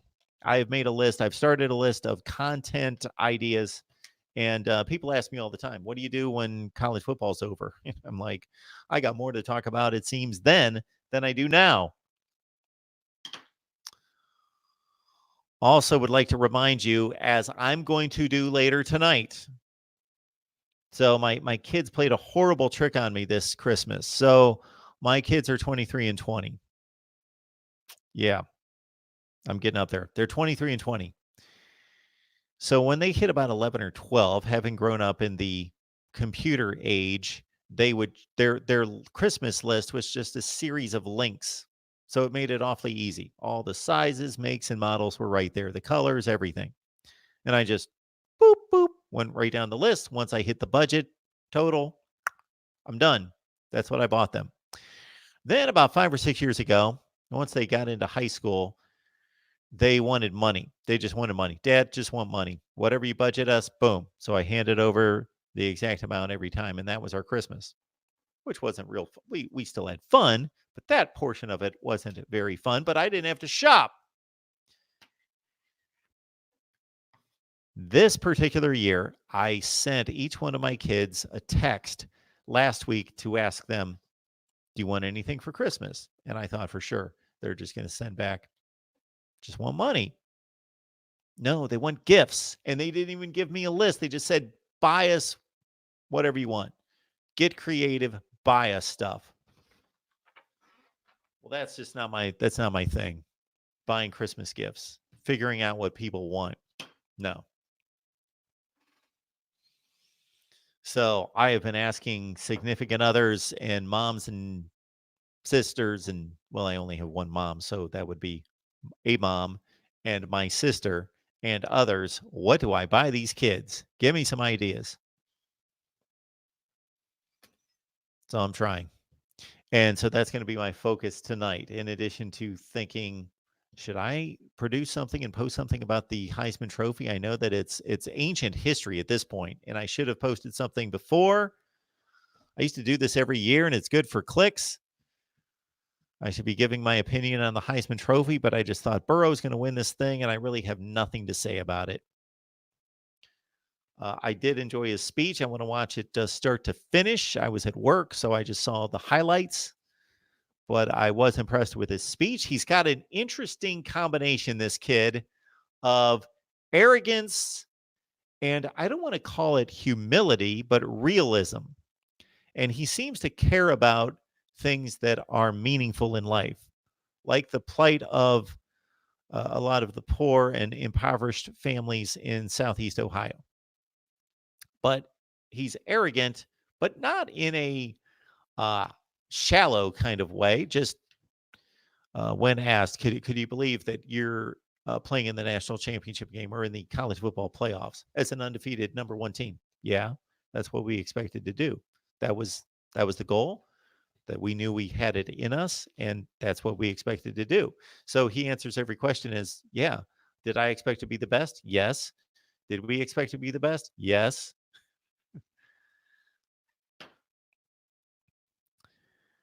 My bowl and playoff predictions at the Voice of College Football Community. Just grab the link in the description section of any of the videos.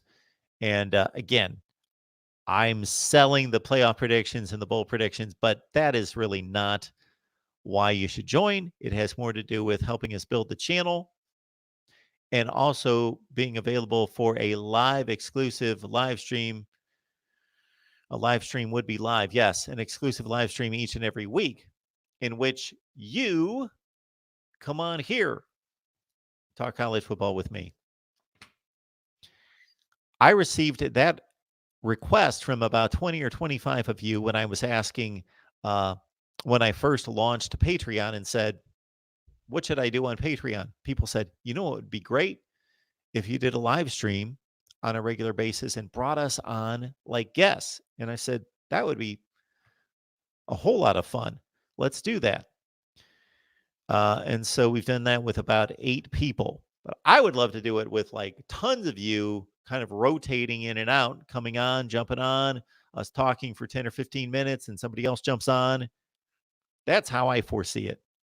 So again, that's the vision. That's only, you can only imagine my vision for this channel. So again, MarkRogersTV, the Voice of College Football Community, the links below. Not necessarily below right now since we're doing a live stream, but it's in the description section of all the videos. Let's get back to these comments. I have no idea where I left off. I lost my place.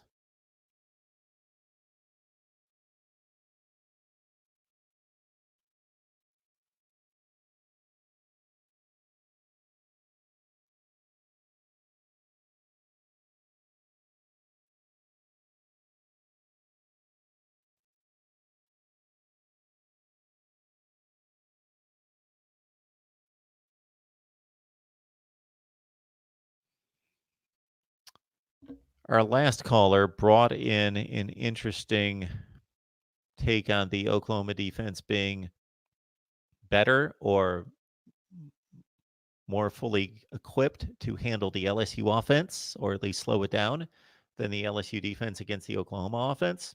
I didn't necessarily agree with that point. We didn't do a deep dive into it. But from a surface standpoint, I see his points. I see his point there. I'll have to think about that. I should not make it a foregone conclusion that LSU is going to win this thing and not give it some thought. That's how I've picked upsets in the past, given it some thought, been able to target some upsets.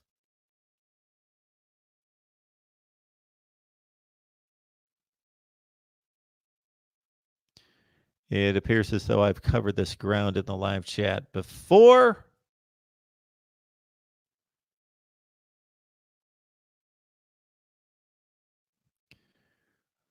I hope you guys are taking something from the recent posts that we've delivered on Michigan, Ohio State, Penn State, Kentucky, Florida, Oklahoma, USC. Got Minnesota scheduled tomorrow and a whole lot of other people that I've yet to track down. This is typically what I do on the weekends is I contact as many people as possible, and especially with all these bowl games, I've contacted a zillion, I think it's just short of a zillion people to preview all these bowl games because I would like to hit all the bowl games, all the major bowl games, and at least the Power 5. I can't get to all of them. I would love to preview every game. If I was doing this full time, I would preview every game. But we did record segments yesterday on the Frisco Bowl, the New Mexico Bowl, and the Bahamas Bowl. So if those do any more than 100 views, I'll be somewhat surprised. But I still just enjoy talking about those games as well. Probably a waste of my time. I have certain people telling me sometimes when I do videos on the Iowa offensive line and the Bahamas Bowl and such that they say, Mark, you're wasting your time. Stop it. Stop it. And I say, I can't help myself. I just want to talk about college football. I would do a Purdue live stream every week if anybody out there would watch it, or if enough people would watch it, because I am starting to approach this and have been in recent times as a business, because that's the only way it's sustainable. If we just go about this in terms of just doing what I want to do, it's not going to sustain itself because I'm going to be working like 20 hours a day and it's just not going to last. So it needs to be approached as a business. And that's the route we're taking, because that way, in the long run, we can deliver the best in college football content for you.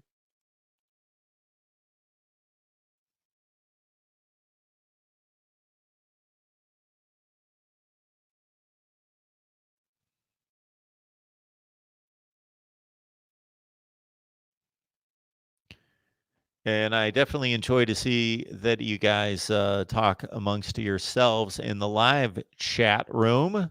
So when I go across and come across certain comments, I just don't take them to air because they are just between some of you and don't make a whole lot of sense if they're just posted on the screen without any kind of context. All right, let's go through these bowl games. I was actually going to go through my Dabo Sweeney comments.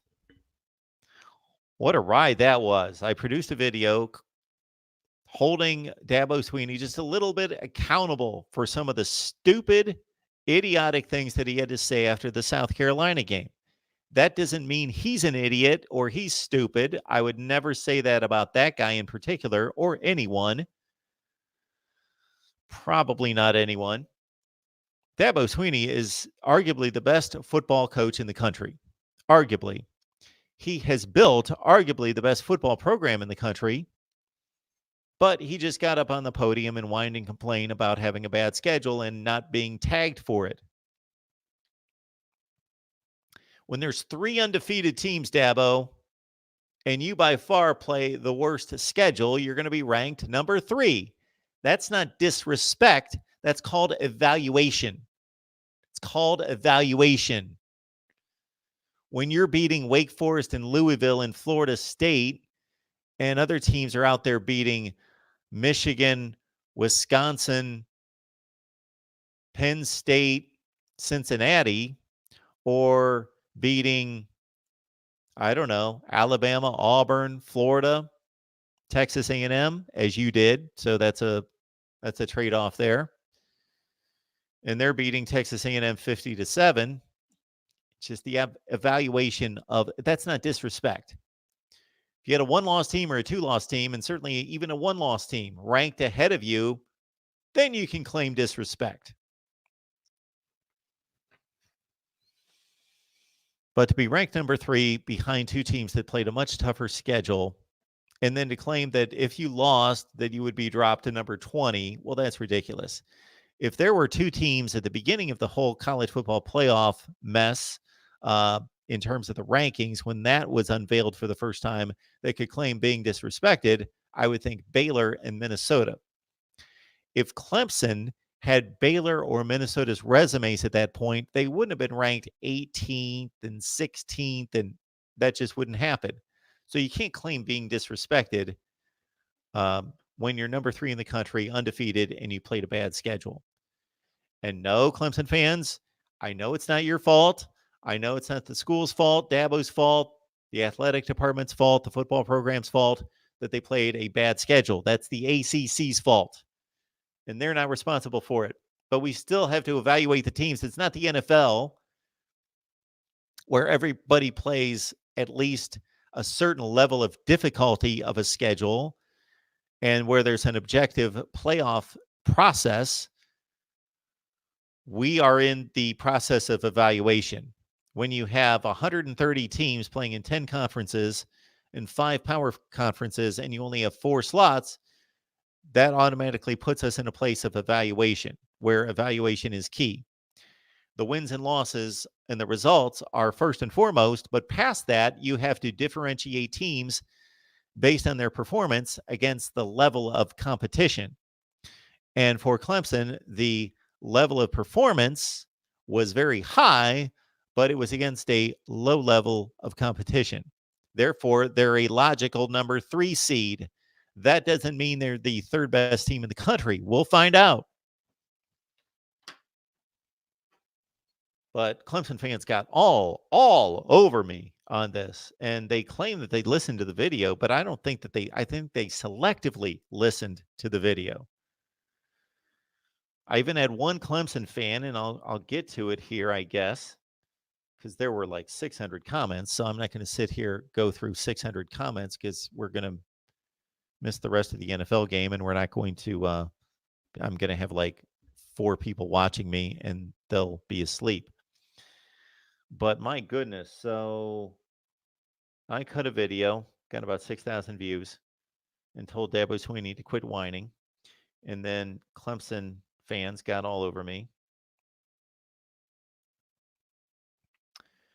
So the first thing that was interesting and amusing to me was that people here, and I don't claim to be the brightest guy in the world or the most aware guy in the world, but I have been covering sports for 28 years. And that doesn't mean I've been on YouTube for 28 years. It wasn't around. So people assume that this is what I've done my entire career, is sit here on YouTube. No, I've done a few other things. So I understand.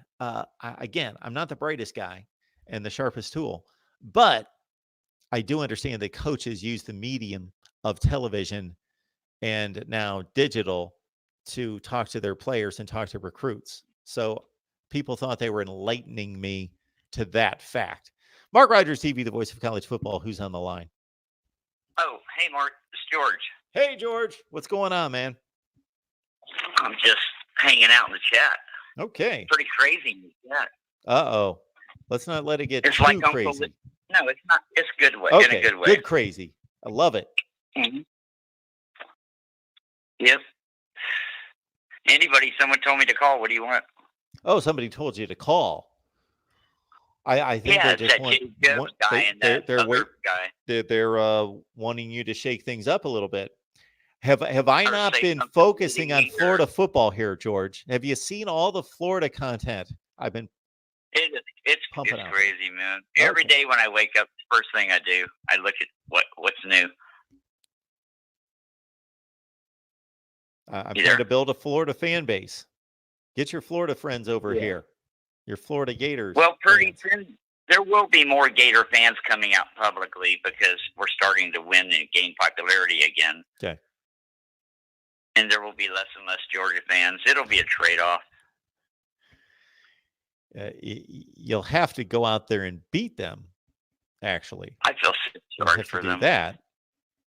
This was their year, Mark. And last year, we went 4-7, won 2 titles under Miguel Wayne because everyone says the league is down. If we win, the league is down. But anyway, they had better teams than us then too, and there's just something wrong in Athens, Georgia, and they deserve what they got. You need to go hire Kirby Smart, some dude, the only guy on earth that could hang out with Kirby Smart for 18 years or something. Like that's your head coach, and they got what they deserve. Florida goes and finds an Urban Meyer, finally Mullen. I mean, just something, anything that Miami goes and gets some defensive coordinator that just went to Temple 2 weeks ago, and this is all dysfunctional. What a $1 billion business, and you can't get it right. And then some mysterious thing happened. They got 22 5-stars, and they play like a 3 or 4-star team. It's ridiculous. And to let Justin Fields go, or let him be upset over a baseball player using the N-word allegedly, I'd have fixed that in 1 second if I was a coach. I've been like, hey, it ain't our fault. I just, you know what I mean? It's like, how could that go wrong? Well, how could it go wrong? Now everyone's making fun of Georgia for being racist and shit, which is bullshit. They're not, but nevertheless, it's just a bad look. A $1 billion business, all new facilities, light shows, and you lose at home to South Carolina in front of 92,000 fans, ranked number 4 in the country, going to win the national championship. It's over after beating Florida, and they're still running around talking about they beat Florida. I'm like, hey, I'm happy you're happy, Well, George, you understand, as a Florida fan, you can't have much to say at this point about Georgia. They're winning division titles and beating you head to head. That's upsetting. So things are looking good for you. You've got a chance. Things are looking good for you. You're on the rise, but you got to make that happen. Man, we were so close. We should have beat them the last 2 years in a row if you watched the game. It's just the way the game unfolds. They're a little bit better, George. They're still a little bit better. Yeah. We got their guy Cox today. He's 6'5", 350, and he won. He went to the state playoffs in tennis. He's that nimble. He's got, what do you call those, loose hips, like a defensive back. So that's good. And then we got another guy that's like 350 today, and they both started camp today or yesterday. And so did our new quarterback, Richardson. They were all 3 at practice yesterday, graduated early, and you're allowed, if you go to a bowl game, to join the team. It's incredible, isn't it? And we got 5 more coming tomorrow. George, you're delivering scouting reports on these kids. They're all 5. They're all 5-stars, even though they're high 4-stars. It's all the same, high 4, 5. Yeah, unless you're really one of those rare guys in the 5-star level, all 5-stars don't pan out. Half of them end up being 4 stars at the end of the day. So I'm happy. I think that's the 1st time you've done that here. That you got on here and you gave me some kind of player evaluation. I could do it all the time. It's all I breathe and drink and think about. But I'm more of a generalist. It's easier to say, "Go Texas! Texas is back." You know. So somebody does that. Somebody we know. People talk about Oregon should be in instead of Oklahoma. Why? So you can go get just decimated on national television? Like the Oregon don't want to play LSU. Trust me. You'll be much happier in the Rose Bowl. I don't know. To go out like that. I don't know who you're listening to, George. Four. George, I don't know who you're listening to that thinks Oregon should be in the playoff. The guy in the chat. Oh, okay. Well, you're liable to see anything in the chat. My brothers and sisters in the chat. There's all kind of crazy philosophies out there. No, he was bothered about that. He has a reason to complain. He doesn't understand how Georgia lost and only dropped 1 spot, and Oregon lost and dropped 20. You know, that kind of thing. How come nobody shuffled? You know, it's because the bowl game matches up. The NCAA isn't going to ruin their bowl season by actually putting people where they belong at that point. Otherwise, Georgia would be number 18 or something. You know. Okay, maybe I'm exaggerating, but still, they wouldn't be number 5. I don't know how you can rank them anywhere else. That's where I've got them. Because Jake Fromm sucks and Kirby Smart's a dumb coach. That's why. They don't pass the eyeball test. You can't have any confidence in them. It's not a great game. Texas wiped them out last year in a bowl game. Who'd they beat? Florida? Who did Georgia beat? They beat Florida. Yeah. Right. That's all they got? They beat Notre Dame. Come on. That doesn't count. Who did Florida beat this year? I don't know, but it wasn't an ACC team. Oh, actually, we did. We beat Florida State. You beat a couple. You beat Miami. No kidding. Miami, that was so long ago. Wow, we really escaped one there, didn't we? My goodness gracious. We tried to give that game away with 10 sacks. We made a game of it. I love football. I know you do. do. As long as we win. It's only a few games left. As long as we win, I don't care. All right, George. Anyway, we just flipped Tennessee's best defensive back, Georgia's best offensive lineman. I think another one of Georgia's offensive linemen abandoned ship. So things are balancing out. And oh my God, you should see our class this year. Go look. It's just insane. I don't have to look. I've churned out and posted 2 recruiting updates in the last 2 days on Florida. What do I need to go look at? I've actually watched them, but you don't name all the names and go down the roster. No, I don't. Really, really good. No. And, you know, these guys don't play the first year, generally speaking. Most of them don't. Sure. But still, a couple or a few do. You got to keep filling in those spots and having that depth, and that's something we haven't had. And now we're starting to have depth, like Georgia has in spades, and Alabama has in spades. Clemson has it in spades. LSU has it in spades. All right, I predict LSU wins it all. I don't think it's even a contest. I hope Ohio State beats Clemson just because Clemson didn't play anybody all year. They don't deserve to be there uninjured and fresh.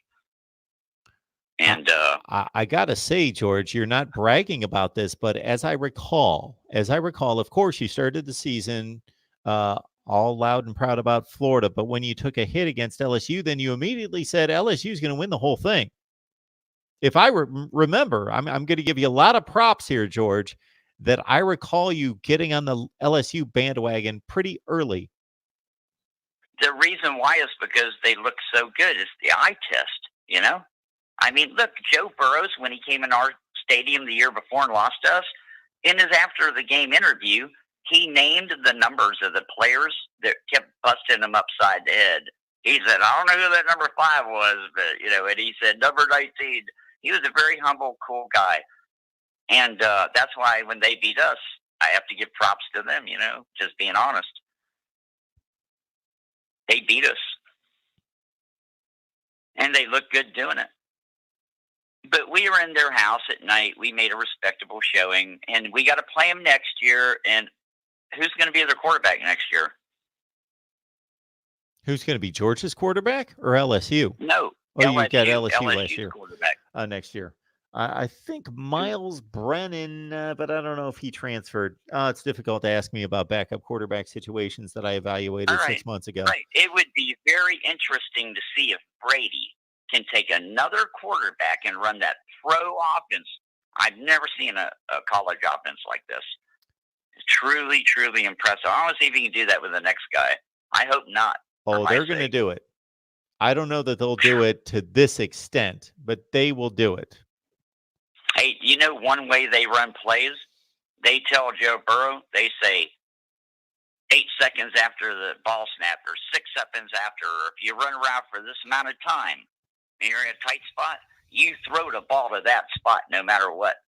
This is how they teach them in the pros. And the coach says, don't worry about who's going to be there. He says, I guarantee you someone will be there to catch the ball. That's cool, huh? So that's how he did that play, that one play where he threw it all the way across the field, the opposite end zone. And it's just incredible. Very Good cool stuff. Very cool. Yep. All right, Brent. Go Gators. All right, I'm looking at Brent's comment. I'm sorry, George, of course.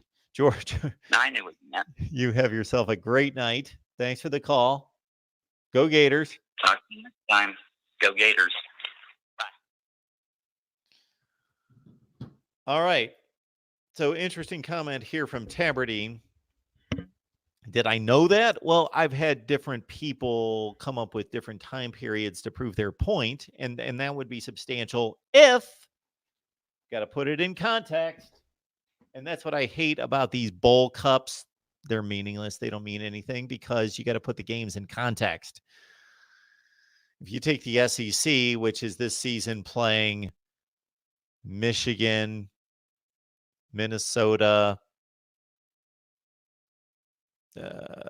who else are they playing? Just take a conference and then list the teams that they're playing. There's such a disparity in the level of play that different conferences play in bowl games. Come on. So let's start with that. So certainly I would love to see the rundown, and I don't have time to go through all the ACC and SEC games since 2014. We know Florida State play every year, Georgia Tech, Louisville, Kentucky, and of course Clemson, South Carolina.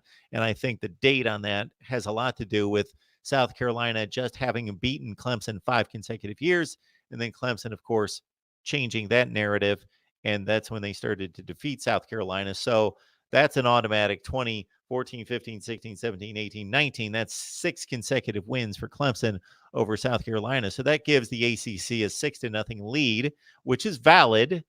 Those are games played between the two conferences, but it's an automatic number one, by far, number one seed in the ACC playing what has been the 7th, 8th, down to 12th type seed as a 3-9 team, South Carolina. So those games aren't real substantial. They're not real meaningful. They were played, but you're taking the best team in the ACC. That would be like Alabama having a series since 2014 against Georgia Tech, Wake, Syracuse, Louisville. That would be the same thing, and rolling up 6 wins. So I'm guessing that has a lot to do with it right there. Now, Clemson has beaten some good teams in that run. Back-to-back against Auburn, some decent Auburn teams. So let's see, that was in 2016 and 17. So they beat an Auburn team in 2016. Was that the team that went to the Birmingham Bowl? So that wasn't anything great. That was the worst Auburn team under Gus Malzahn. I think that was 2016. And then the 2017 team was the team that went to the SEC championship game. And then, of course, the last 2 years, Clemson has defeated Texas A&M teams that went 9-4 and 7-5. So good teams, decent teams, okay teams, but not teams that should be playing the number one team in the ACC and having that be considered a fair fight. Again, For those of you who have not been with me during the off season, please join us during the off season, in which I will rank the conferences based on the results on the field against each other, because you got to put that in context. Clemson beating Ohio State as the 1 seed in the ACC versus the 1 seed in the Big Ten should be rated differently and given different weight than Clemson beating Illinois as the 10th or 11th best team in the Big Ten. Certainly. And that's what we do. All right. Brian, thank you so much for the super chat contribution. Mark, great job this postseason already. Thanks for all the great videos. And Brian, as soon as I see that comment and I get to that comment in my live stream here, I will post it on the screen. But certainly, Brian, thank you so much for the contribution. We appreciate it. And that's a good reminder to everyone to subscribe, please. I don't think it's that difficult of a thing to do, and that keeps you up to date on all the notifications. So subscribe and turn the little bell on the front page of YouTube, and that makes sure that you know that every time that we post a video that you won't miss it, or a live stream. And once we get to the off season, one of my goals is to be able to set a live stream schedule for each and every week. Shop Amazon, same shopping experience. So do your Christmas shopping by using the link in the description section of any of the videos. Use that link. You don't have to buy the product that you see, and it's the same shopping experience. It doesn't cost you a penny more, and you help us build the channel. I just can't imagine that with about 400,000 views on YouTube each month, that are coming from about 250-some thousand people, different people, meaning some of you watch multiple videos, obviously. But I think last month I had about 250,000 different people watch videos, unique users, as they say. That, man, if I could get 10% of those people to use that Amazon link, we could do this right.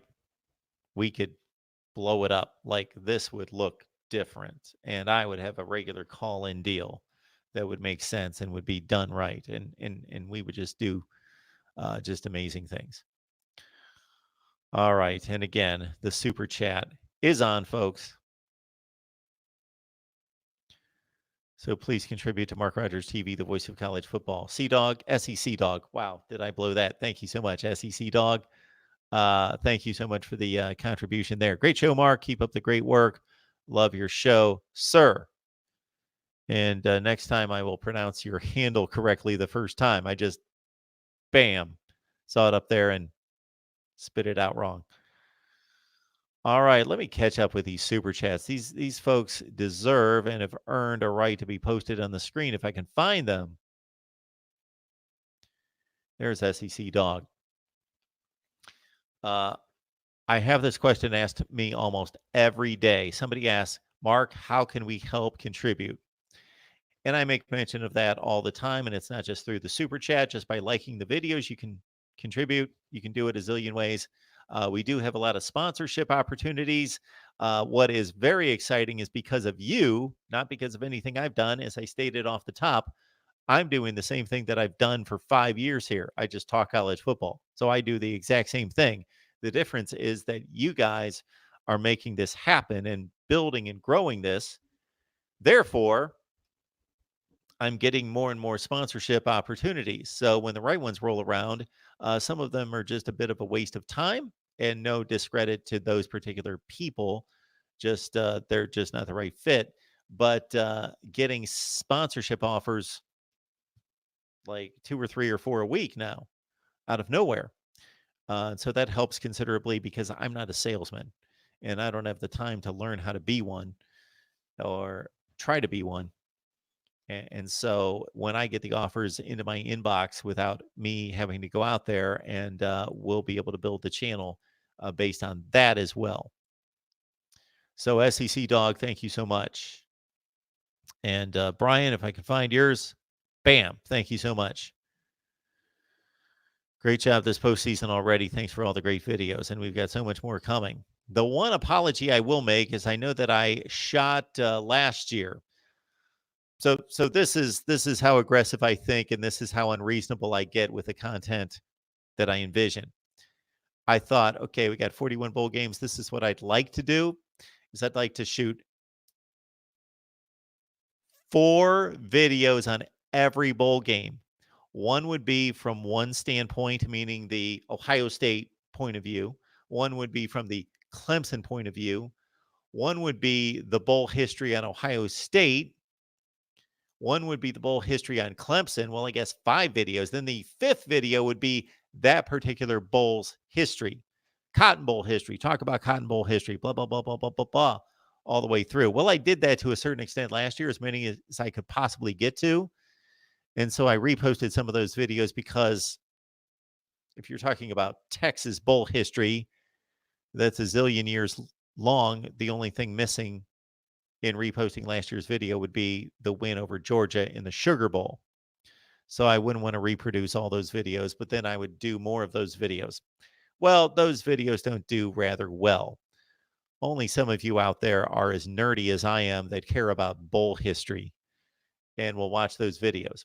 So I had asked people to put in their requests, and I have requests for Nebraska, Florida, Florida State, Ohio State, and a number of other teams. I don't know if I'm going to get to those just because they don't really do that well. I had like 250 or 300 views on those videos, and that's just not worth my time. Therefore, it's really not worth your time because I can produce a video that people want to see. Like all these Clemson, Ohio State preview videos I'm posting that people apparently want to watch.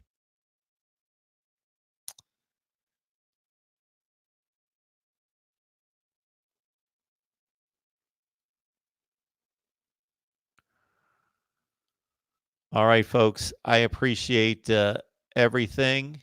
I appreciate the support, the encouragement. Anytime anyone says, hey, Mark, love the videos, love the content, that is not a wasted comment. So I appreciate it because that pushes me just a little bit more.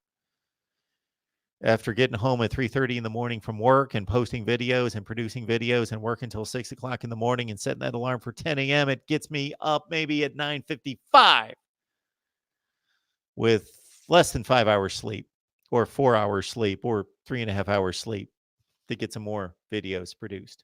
So thank you.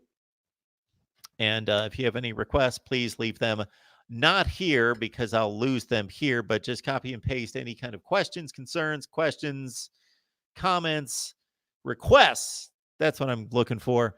Any requests that you have, copy and paste those out of the comments section here and just post those in the comments section of any of the videos and I'll get to them. Groon asking, I assume Florida State and Miami are popular vids. They are. Miami was certainly my most popular videos for the most part up until maybe 6 to 9 months ago. And Ohio State and Michigan have overrun everyone. Florida videos also do well for me. And Florida State, Miami. That's why I've got a Florida State and Miami live stream. There is no particular reason why I've got Ohio State, Florida State, and Miami live streams, except I knew those 3 would do well. Number 1, they're obviously big programs. And number 3, that I knew that I had contributors and guests that I had that would come on. Also, keep in mind that I don't have any kind of preference or favoritism. Yes, I'm an Ohio State fan, full disclosure here, but I don't do Ohio State live streams because I'm an Ohio State fan. I did the Miami and Florida State live streams first, and then I brought on Ohio State. I would do a Purdue live stream. I would do a Kansas live stream if they would do well. I would love to do more of those live streams focused on specific programs. Obviously, there's only 24 hours in a day, and I can only do so many. But I would love to do more. And maybe we'll add one during the off season. Maybe Michigan, maybe LSU, Clemson, Florida. They do well here. And so maybe we'll look at those programs next. All right. Right here at Mark Rogers TV, the voice of college football. Thank you so much. And we will see you soon. I will get out some notifications that will let you know what content is coming and when our next live stream is. At the very latest, it's going to be Tuesday night at 7 o'clock Eastern time with our Florida State Seminoles live. Thanks, everyone. I'm going to stay on the line for just a few minutes and try to hit any comments or questions that you've left in the live stream.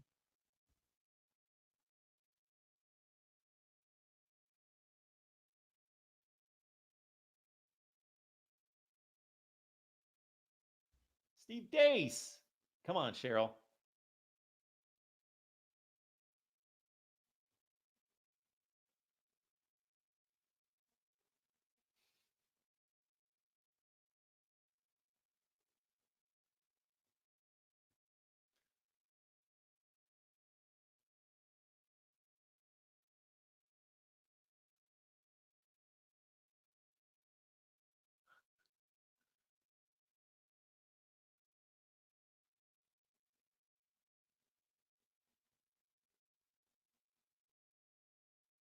Ooh, Robert.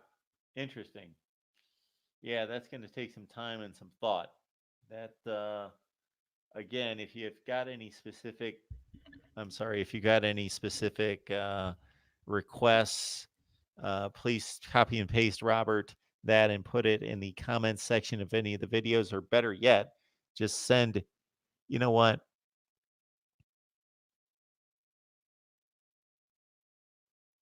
Bam. MarkRogersTV at Gmail. MarkRogersTV at Gmail.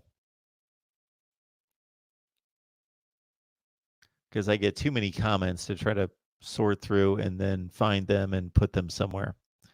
Getting even. Good to see you. I hate when you guys make a comment and the stream moves before I can click it and get the one I want on the screen. That's what the one I wanted on the screen.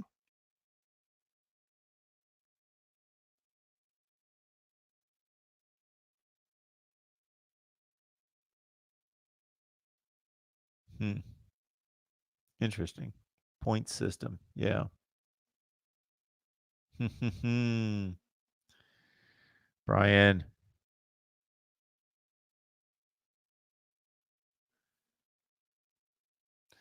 So Cheryl, we had a bit of an issue, and Cheryl might be gone, but we had an issue with the live stream. But as you could see, we still recorded and posted our Ohio State show.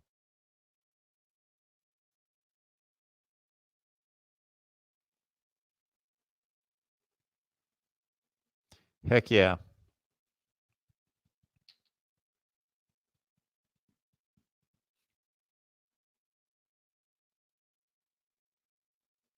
If what you mean by our panel discussion is our Ohio State live show, yes, we will be there.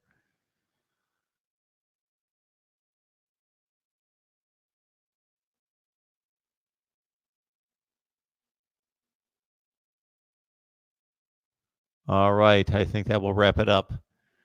I appreciate it so much.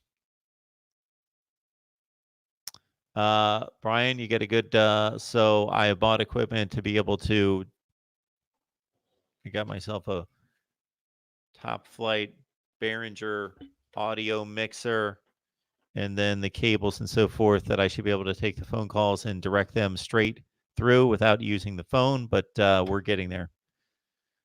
So it's not being used properly. I didn't set it up right. And so I've got to fix that. All right, everyone. Thank you so much. Be looking for the content. It's coming. I've got a ton of people lined up and a ton of guests and a lot of analysis headed your way right here at MarkRogersTV, the voice of college football.